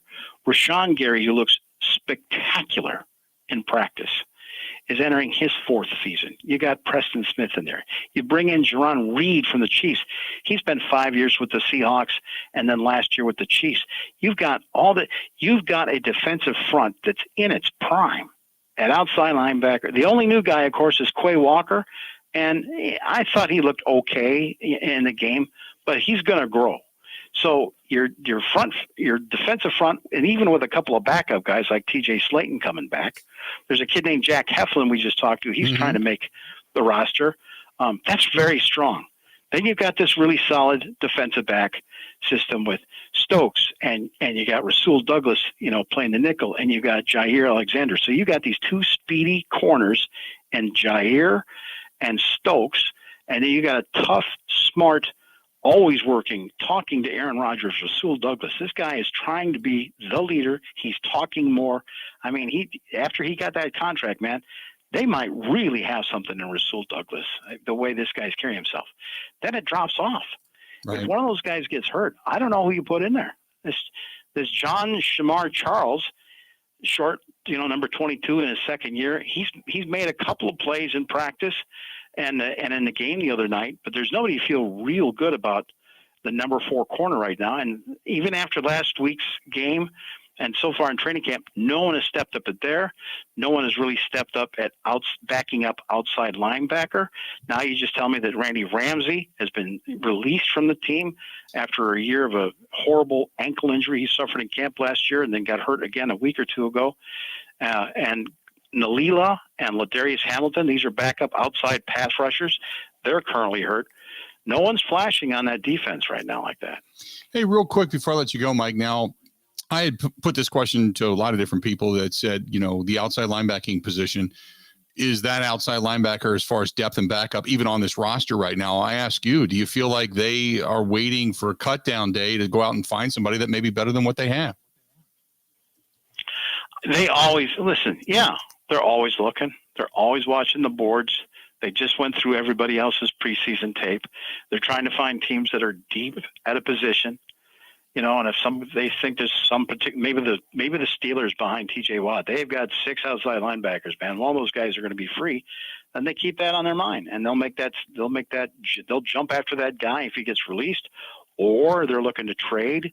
Maybe they got something they're short at in Pittsburgh and they would make a trade. That's the way it works. We talk about this time of year every year when they were kind of short of running back and they traded with a team called the New York Giants that was deep at running back and they got a guy named Ryan Grant out of it. That worked out pretty good. Mm-hmm. So, Goodikins does that as well as anybody. I give you Devondre Campbell and I give you Rasul Douglas. And should they, will they, yeah, if the opportunity's there, I think they've got some guys on the roster or draft picks they might want to give up next year in order to address those positions to get them up. I think they keep on waiting. They got joint practices starting tomorrow against the Saints. Then they play the Saints on Friday night. Then they go against the Chiefs, and they're hoping that maybe they can get 2 or 3 of these guys to flash. But so far, there's not many. I'm watching as close as I can, and I don't see it. As I told you last year, that Devondre Campbell thing, it wasn't until Rodgers started talking about him once the season started that you guys didn't catch it, but I caught it with about 2 weeks. That guy they got in the second tier playing inside linebacker, he should be a starter. That guy's all over the field. Yeah. So they're pretty good at inside linebacker. I just talked to Isaiah McDuffie, who I think is going to be their 4th inside linebacker. So he secured a position. So they're good at inside linebacker, but they need outside pass rushers. I guess they're still trying to, replace Za'Darius, and God forbid they're still looking for a Kevin King. Yeah. Oh my God. Don't even remind me. Good stuff as always, Mike. Mike, appreciate it. We'll talk more as the week goes on. Okay. Thank you, Bill. All right, buddy. There you go. Mike Clemens, our own Mike Clemens, the NFL insider, Packers insider and such. Always good to get him on the air. And he is, again, brought to you by our friends at the Bay Motel Green Bay. They've got that big tailgate coming up on Friday. And they're going to be running shuttles back and forth from the Bay Motel, which is about a mile away from Lambeau Field, over to Lambeau and back. So if you're looking to do something good for the community shelter, going to be raising some money for that along the way. Good stuff from our friends at the Bay Motel in Green Bay. Again, baymotelgreenbay.com. That is baymotelgreenbay.com. Time is starting to dwindle. We need your participation. If you could, please help us out and get signed up. If you're a motorcycle rider, if you know somebody who is, I can't plead with you enough, please help us out. It's our 15th annual poker run benefiting Fisher House, Wisconsin, and it comes up Sunday, September 4th. Please spread the word. We're going to have a great time. Got some really cool stops along the way, but we all know that this thing is growing each and every year. This year, we're trying to break our record of 767 bikes. We'd like to push 800 this year. It's a huge ride. After you get through that first initial ride portion of it with the be escort. You're kind of on your own. You go do your own thing with your own group of people, your own fun, your own time. And then we have the big party after the fact out of Wisconsin Harley-Davidson. Rebel Grace on the south stage. Hairball plays later that night on the north stage, kind of celebrating our party. We're going to have a great time with flyovers and such, and a very special guest we're hoping shows up. We got Jesse James Dupree and the band Jacko and a lot of special guests prior to the ride that are going to take place down at Milwaukee Brewing. And then afterwards, we're going to be at Wisconsin Harley-Davidson. So just so much good going on regarding this ride and our 15th anniversary, trying to make it bigger and better than ever. Go to fisherhousewi.org, fisherhousewi.org, and the events page. Or if you're following on the Facebook fan page right now or the Bud Light live stream, scan that QR code and get yourself registered. Any one of our stops, whether it's the Umbrella Bar over at the Rock Complex, also down at Alpine Valley or at Knuckleheads, they also have the posters. Many of our different participating bars have the posters. Scan the QR code on the poster. It'll take you right to the registration site. Get you registered. You're good to go. Cannot do it without you and our great sponsors, Great Lakes Dragaway, also Growth Law, the Rock Complex, Alpine Valley, Potawatomi Hotel Casino, Knuckleheads out in Eagle, also Buzzard Billy's, the restaurant out in La Crosse, Kane & Kane Jewelers in West Bend. Thanks to them for participating as well. Stay tuned. We got more of the Bill Michaels Show coming up after this. Covering Wisconsin sports like a blanket. This is the Bill Michaels Show on the Wisconsin Sports Zone Radio Network.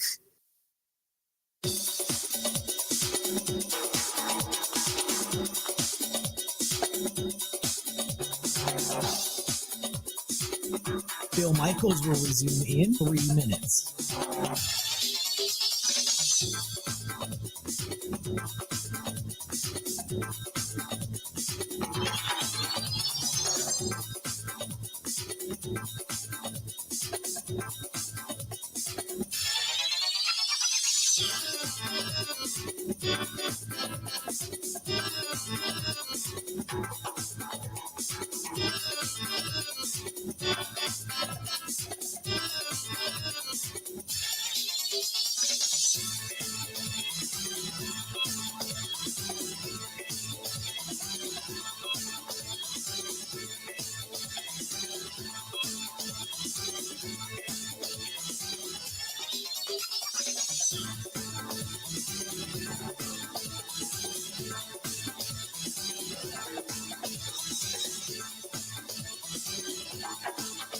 Bill Michaels will resume in 2 minutes.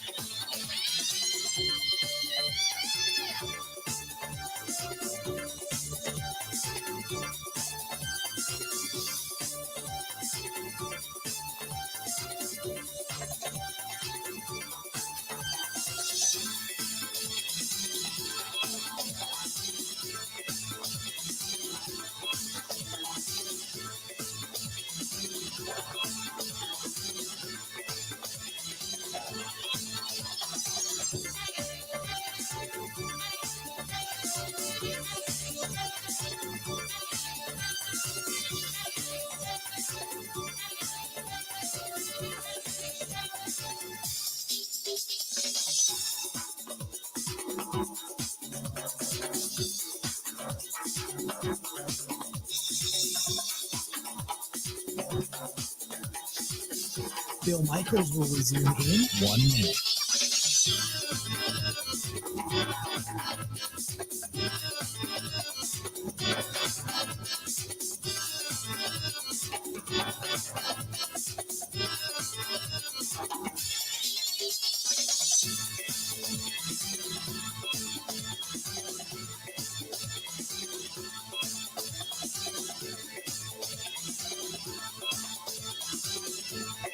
Bill Michaels will resume in 30 seconds.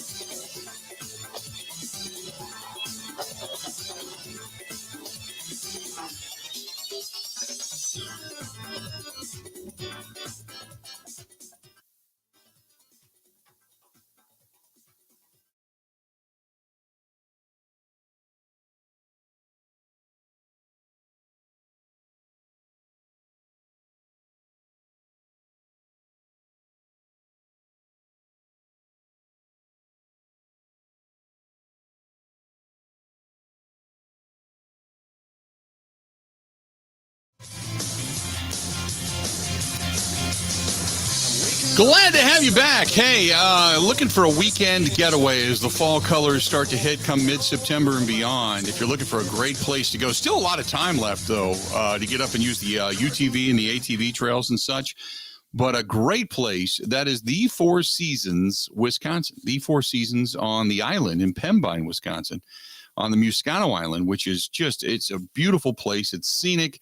If you want to go out and play a round of golf, you can. If you want to go up and enjoy the trails, like I had mentioned, you can. If you just want to go up and get away, you can.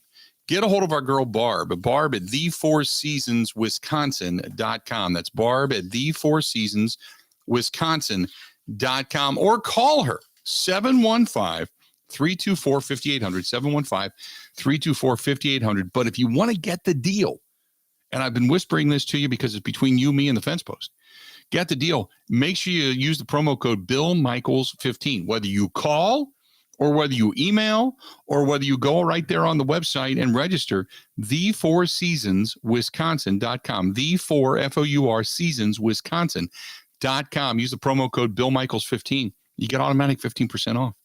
And you call Barb, and who knows, maybe you get even more. But call her 715-324-5800. Get a hold of Barb, 715-324-5800, or email her, Barb at thefourseasonswisconsin.com. Barb at thefourseasonswisconsin.com. Good people up there, too. Good people at Four Seasons Island Resort in Pembine, Wisconsin. Beautiful Pembine, Wisconsin. Good stuff. Pac Fan says you're going to be doing the post-game show up in Green Bay this year. Going to be in Green Bay this year. You are correct. Going to be, we have a location, and we will be in Green Bay. I'll be in Green Bay for the home games. Going to be actually traveling to a few road games, too, this year. More than a few. I know we're going to be in Chicago again. I know we're going to be in Minnesota. We've got more than a few road games that we're going to be going to. So we're going to be at quite a few of the game. No, we're not going to go to London. Thought about it. Decided against it because we would like to make sure that we do the best experience this year, again, from Super Bowl and such, and hopefully the Packers are in it. But we've got a lot of good coverage coming up all throughout the season and the huddles and such. So we got all of that coming back. Loving it. Big time. But no, not going to be traveling to London this year. Maybe Mike will. I doubt it. We haven't fully vetted that yet, but maybe. We'll wait and see. 877-867-1670. With Aaron Rodgers taking a night off, Jordan Love, he played the entire first half. Okay. And again, this goes back to having highs and lows. And Jordan Love had 4 carries, 24 yards. The Pro Football Focus grade he had was a 66. And despite throwing the 3 interceptions, which only one of them was deemed a, quote, turnover-worthy play, and that was Womack's second interception, Love made a beautiful back shoulder throw to rookie Danny Davis down the sideline. That resulted in a touchdown. Also displayed some ability to throw his receivers open. Now, this is not something that we've seen specifically in the past. We saw a couple of flashes, and I go back to the one pass last year that he had for Jay Sternberger that I thought, okay, that was throwing a guy open, and Sternberger just missed the ball. Love then replaced by Danny Etling in the second half. And Etling, let's be honest, he outperformed Jordan Love. He ended up posting a 70.8 grade to Love's total of 67.4. Etling 6 of 8, 123 yards, a touchdown. He also had one big-time throw, had one turnover-worthy play, but had that big-time throw as well. So, Ben, the reaction, I guess, coming in to you specifically today has been that Etling by far outperformed Jordan Love, correct? Yeah, and I love you all deeply, but Bill, if I'm being completely honest, open book here, it's really starting to piss me off. Tell me why. There is no better person to be in this state on the Monday of a preseason week than the damn third string quarterback. Right. Because for some reason, it was Benkert last year, I'm sure it was Tim Boyle the year before, Taysom Hill when that happened. When they come in against the 4 stringers of another team and throw 3 good passes, everybody thinks they should immediately be the backup. Mm-hmm. And maybe I'm higher on what Love did or what he showed, or maybe my expectations were lower and he then exceeded them. But the whole Danny Etling should be the backup, and he's really great. He's been moving around the NFL for 8 years for no reason. Thing. I don't get it. It's starting to piss me off. Yeah, he has moved around the NFL quite a bit. I went through the list of teams a little earlier for whom he has played, and the list is quite long. It's not a list that you want as a backup quarterback, because in other words, you're a journeyman. You haven't really latched on. Either one, you haven't been developed properly, or two, you have pretty much reached your ceiling when it comes to your overall skills. And let's be honest, you can scream to the highest mountain about Etling, and he may show his wares and may end up finding himself on another team. Who knows? But in the grand scheme of things, they are not going to replace Jordan Love with Etling. It's just not going to happen. You can yell about it, and I can understand it. Like I said to you, and I said on the air, when you play against the 4s and 5s and guys that are just trying to make a team, it is what it is. But you may perform. Maybe your talent level is better than the 4s and 5s. We can't argue that. But is it as good as what you're getting out of Jordan Love? We're never going to find out. So I agree. But Etling is as well as he played. And you give him credit for because he can only do what he can do against the people that are up against him. So I agree with you, but as much as Etling might have performed well, you're not going to see him in any way, shape, or form displace Jordan Love by any stretch of the imagination. So I agree with it. Let's do this. We're going to go ahead and take a quick break. And our buddy ESPN Steve says, I can't believe that the Bears have not offered multiple number ones for Jordan Love. I like Justin Fields. If I had to take my druthers right now, who would you rather want, Jordan Love or Justin Fields? I'd take Fields. I think Fields has far more upside. I just do. I think that there's numerous different levels of ability. Now, I always question Justin Fields' throwing ability and the mind. So I've always questioned that. But he has proven me wrong along the way. Whereas Jordan Love has pretty much proven me correct. So if I had to take one of the two right now, I'd take Justin Fields over Jordan Love. I mean, I don't know what you would do, but that's what I would do. Let's do this. We're going to step away, take a quick break. More of the Bill Michaels Show next. Covering Wisconsin sports like a blanket. This is the Bill Michaels Show on the Wisconsin Sports Zone Radio Network. I give that a 2.99. Okay. Hey, Dad. What's wrong? That woman over there. Don't look. What did she do? She judged my dive. Gave it a 2.99. Isn't that weird? Hey, that's Gina Della from Pella. I'm going to find out what this is all about. Excuse me. Why are you judging my daughter's diving? I know who you are. I'm sorry? Judging? Yeah, she said you yelled out. Oh, no, I wasn't talking about her. I was finalizing this month's special at Pella Windows and Doors of Wisconsin. That's funny. What's special? Pay only 2.99% interest for 10 years. On new Pella windows. Really? 10 years? Yep. But it's the middle of summer. You can't get a deal on installing new windows during the warmest season. You can at Pella Windows and Doors of Wisconsin. Oh, 2.99. Dad? Oh, not you, sweetheart. The deal at Pella Windows and Doors of Wisconsin. 2.99% for 10 years. Visit PellaWI.com. Smell those steaks on the grill? Summertime is grilling time. Get your steaks shipped directly to you. Go to ScholzieFamilyBeef.com. That's ScholzieFamilyBeef.com.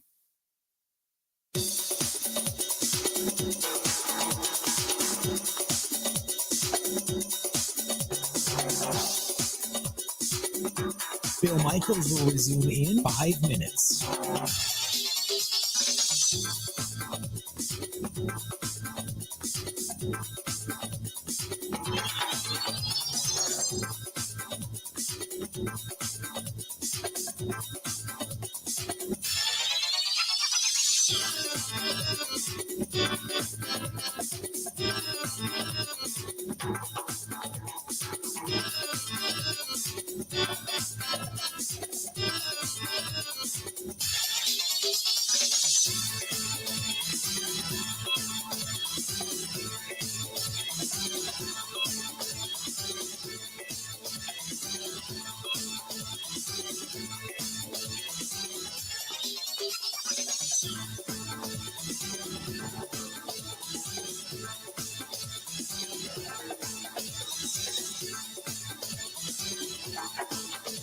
Bill Michaels will resume in 4 minutes.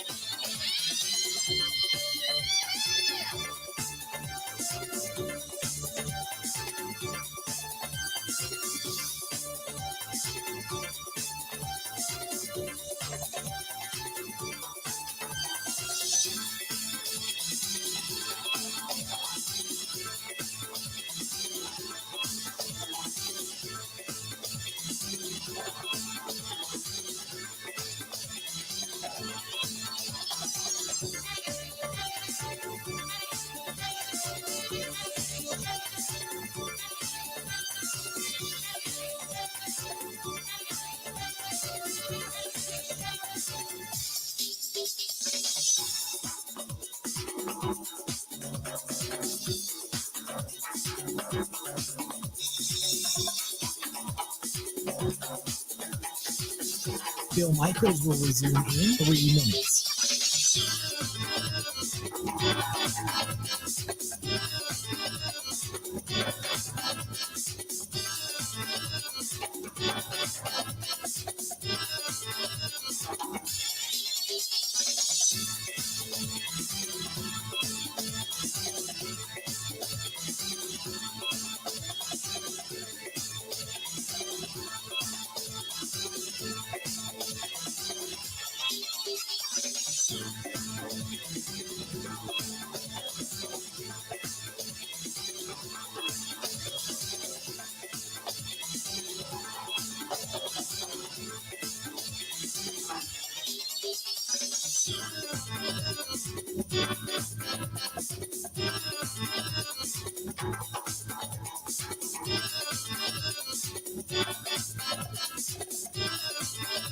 Bill Michaels will resume in 2 minutes.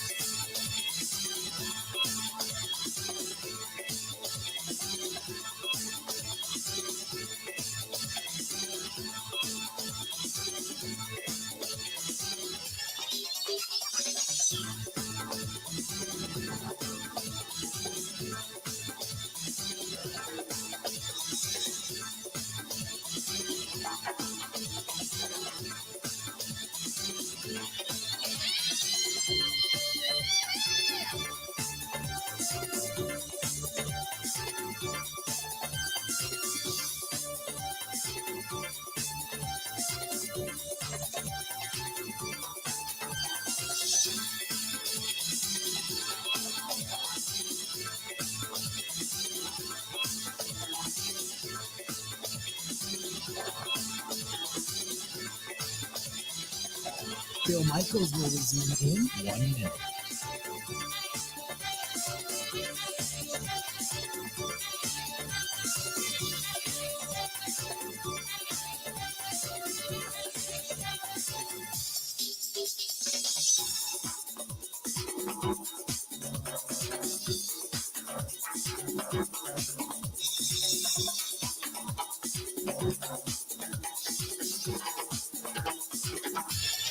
Bill Michaels will resume in 30 seconds.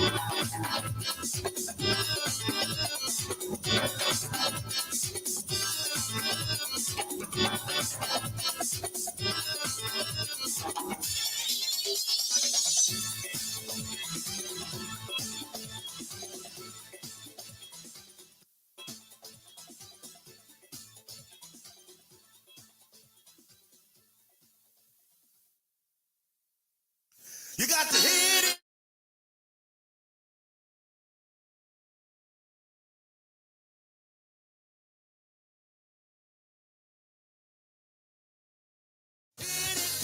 Good stuff going on downtown Milwaukee.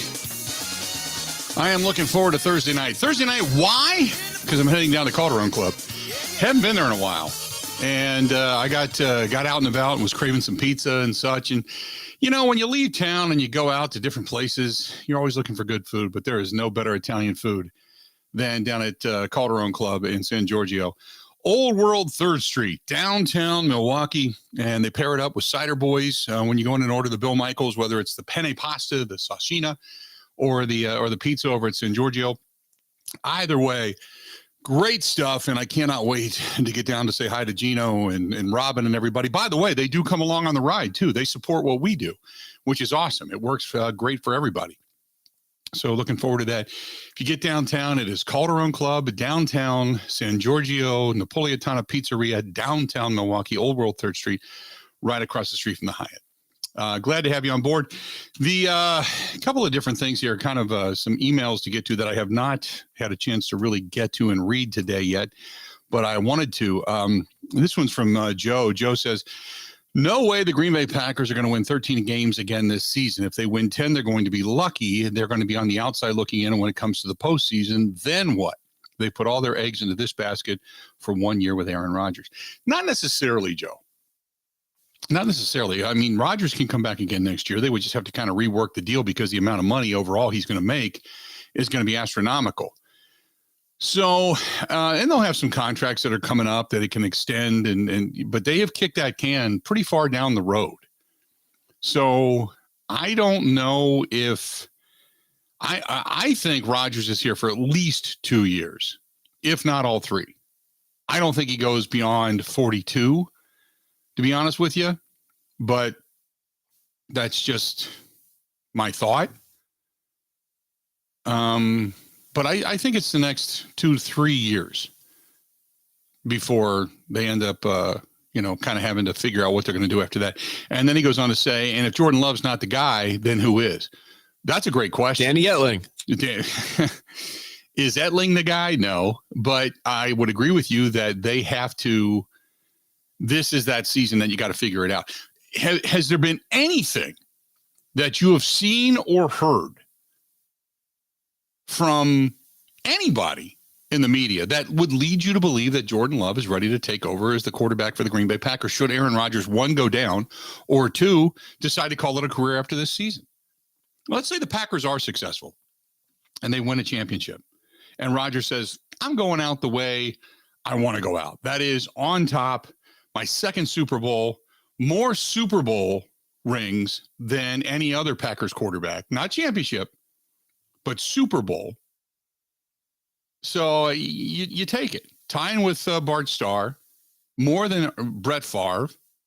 Now, he will not have appeared in more than Brett Favre, but if he goes 2 for 2 in Super Bowl, and then statistically speaking, one of the best technical quarterbacks to ever play the game, if he goes out that way. I think personally, if you win it, you come back again, you try to do 3, over the next couple of years.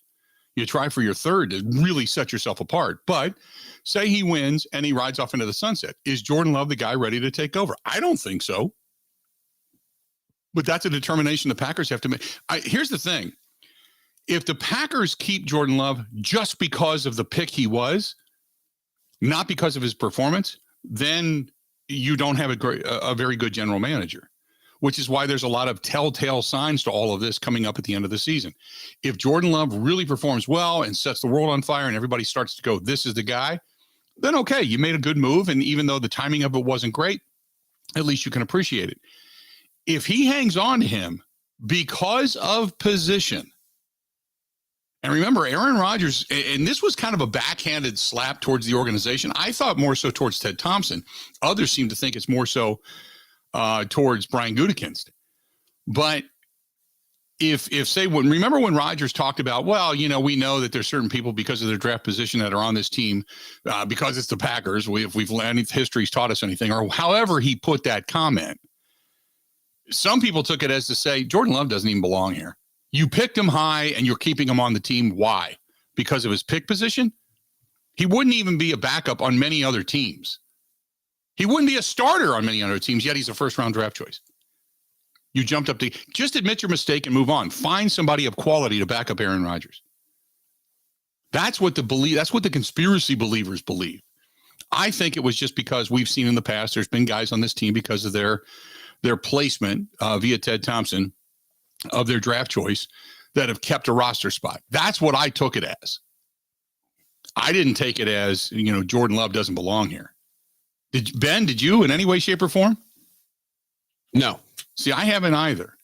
But some believe that that's what the slap was, that this guy's just he's not a first-round draft choice. He's not even a good quality backup. And the proof is in the pudding, obviously, with what they saw on Friday night and yada, yada, yada. So the question is going to be regarding your general manager at the end of the season. What do they end up doing with him? If he shows you nothing and yet they still hang on to him and say, this is the guy. And then if they hang on to him and say, this is the guy, and he's not the guy, then obstinance and ignorance will have overtaken what is right and what they should have done to very begin with. And that is just say, you know what, it was wrong, it was a mistake, and then move on. We hope that he works out, because if he doesn't, then you've got many years of just, going through the motions, so to speak, and acting as if you're really trying for a Super Bowl when you know it's about quarterback play in the National Football League, and therefore you don't have that ability to win consistently because your quarterback play is not that good.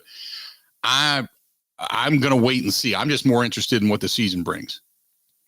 So over the next couple of preseason games, we'll see if Jordan Love actually shows us a lot more than what he has.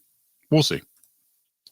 Sorry, I'm trying to find videos of Danny Etling interceptions to bring up when people just bring his name up nonstop. It's infuriating. I get it. Dude threw one lob pass to a running back on a wheel route who ran for 60 yards, which made half of his stats, and one to Amari Rodgers in the flat, who then ran 30 yards on a great play into the end zone. People think he's freaking Kurt Warner. Nope. Like he should be, like he was stocking store shelves in the Arena League, and all of a sudden he's going to be the next Hall of Fame champion that's going to, make everything rise for two different franchises. I get it. I'm sure he's a nice guy. I don't mean to rag on him. You could tell it's been irritating me today. Oh, it's chafing you like sandpaper underwear. I get that. I know you're frustrated. I get it. Hey, if you're going to be out and about tonight, Curly's Waterfront Pub and Grill right there on Pewaukee Lake, overlooking Smokey's Bait Shop. Go out there and grab the chef's. I'm in the mood for a chef salad, so I might do that tonight on my way to Wausau. I don't know if we're going to be doing the show from Wausau tomorrow, or I'm going to go up there after I get off the air tomorrow. I haven't really decided yet. It depends on how just body tired I am.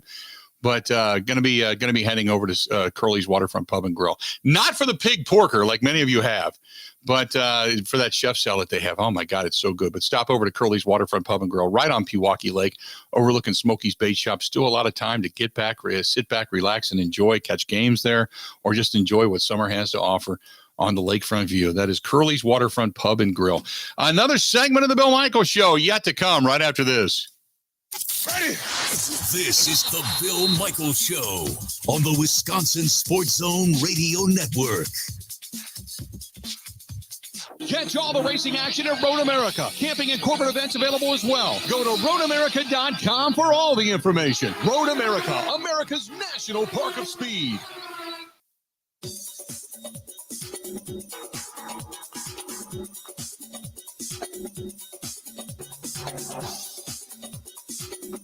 Bill Michaels will resume in 3 minutes.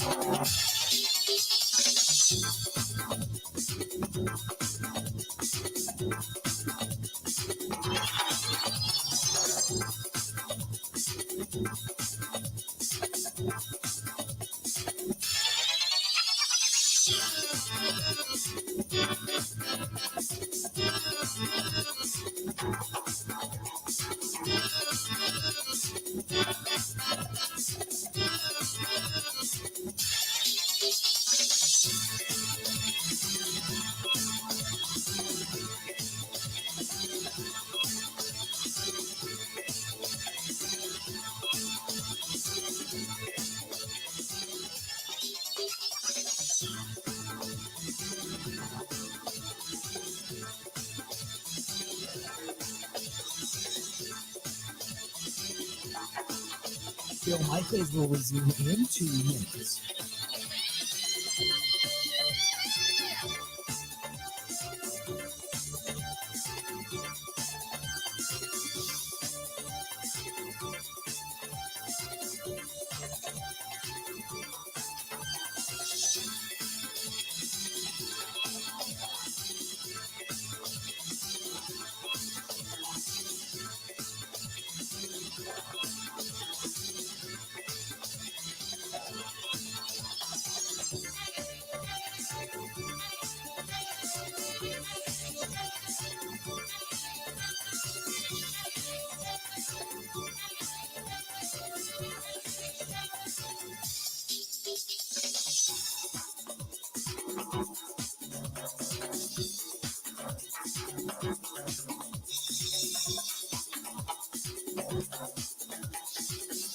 Bill Michaels will resume in 1 minute.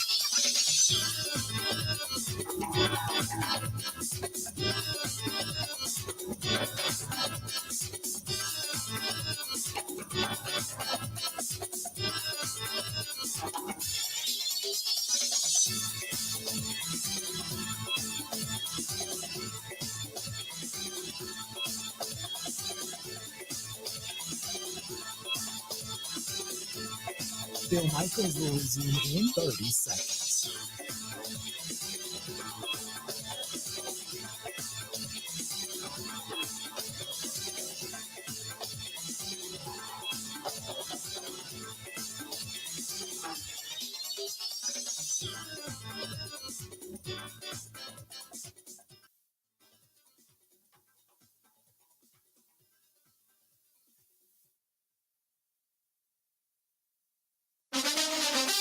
Now, a training camp update.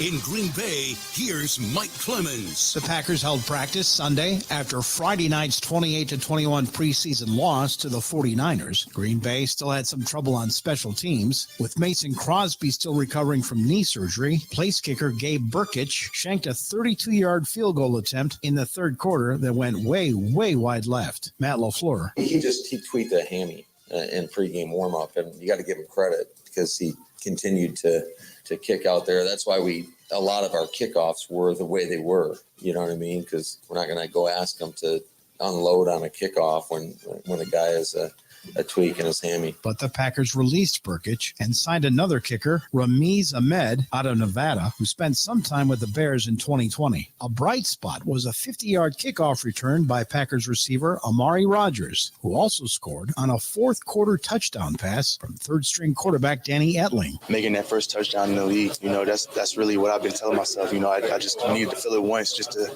know what it felt like to make a big play, to turn the team up, just to solidify myself like that. And, it felt good. So, hopefully I get a chance to make more plays like that. I made it before, so now I feel comfortable. And the Packers got back 3 key players on offense off the PUP list: offensive tackle Elton Jenkins, tight end Robert Tunyon, and rookie wide receiver Christian Watson, who had knee surgery in June after minicamp. Watson says Aaron Rodgers was already in his ear at practice. I had a conversation with 12 earlier today. He was kind of, telling me before, he's going to be hard on me. Just, make the mistakes now so they don't happen, during the season. So, to be able to go out there and obviously, learn from those things, but, also, have the positive things as well. That's Packers rookie wide receiver Christian Watson in Green Bay.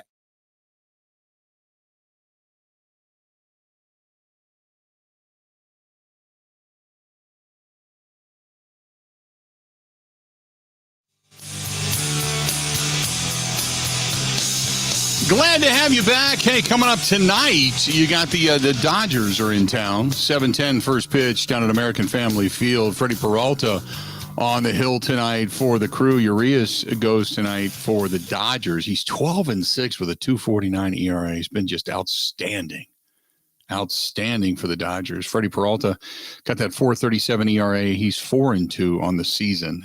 Pitched pretty well since coming back, but they need a big night from him. And man, you need the bats to wake up. Need a big crowd down there at American Family Field as well, as the Dodgers come a-crawling into town. And they have got a mammoth record. They are 45 games over 500, dominating the National League. And the only team that's really kind of behind them has been the team that's kind of found themselves in a bit of a skid, and that's been the Yankees. But the Yankees have been almost a runaway favorite for the American League as well. So tonight we're going to see what the Brewers are made of in this 4-game series coming up against the Dodgers. And I think at the worst, you have to hope for a split.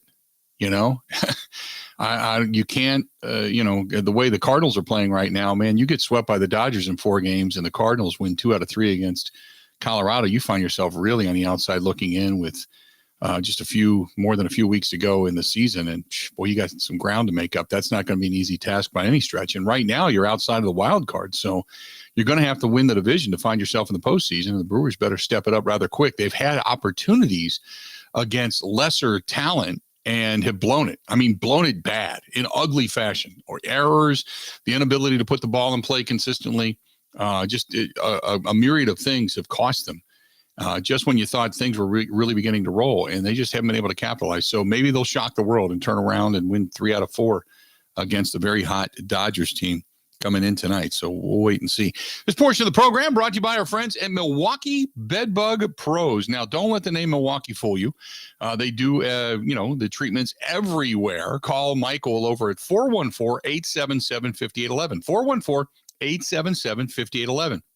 And why you should choose them? They're safe and effective, whether it's bed bugs or anything creepy crawly that's in your house, or preventative. I keep saying that. If you own numerous buildings, numerous units, and you're an owner and you want to prevent things like this from happening in your buildings, call Milwaukee Bedbug Pros. They're safe and effective thermal and chemical options, not just one option. They treat and find and kill the eggs of the bugs as well. In discreet trucks and uniforms, they don't show up advertising the fact that you may have an issue. And they have different customized solutions for your situation and, more importantly, for your budget.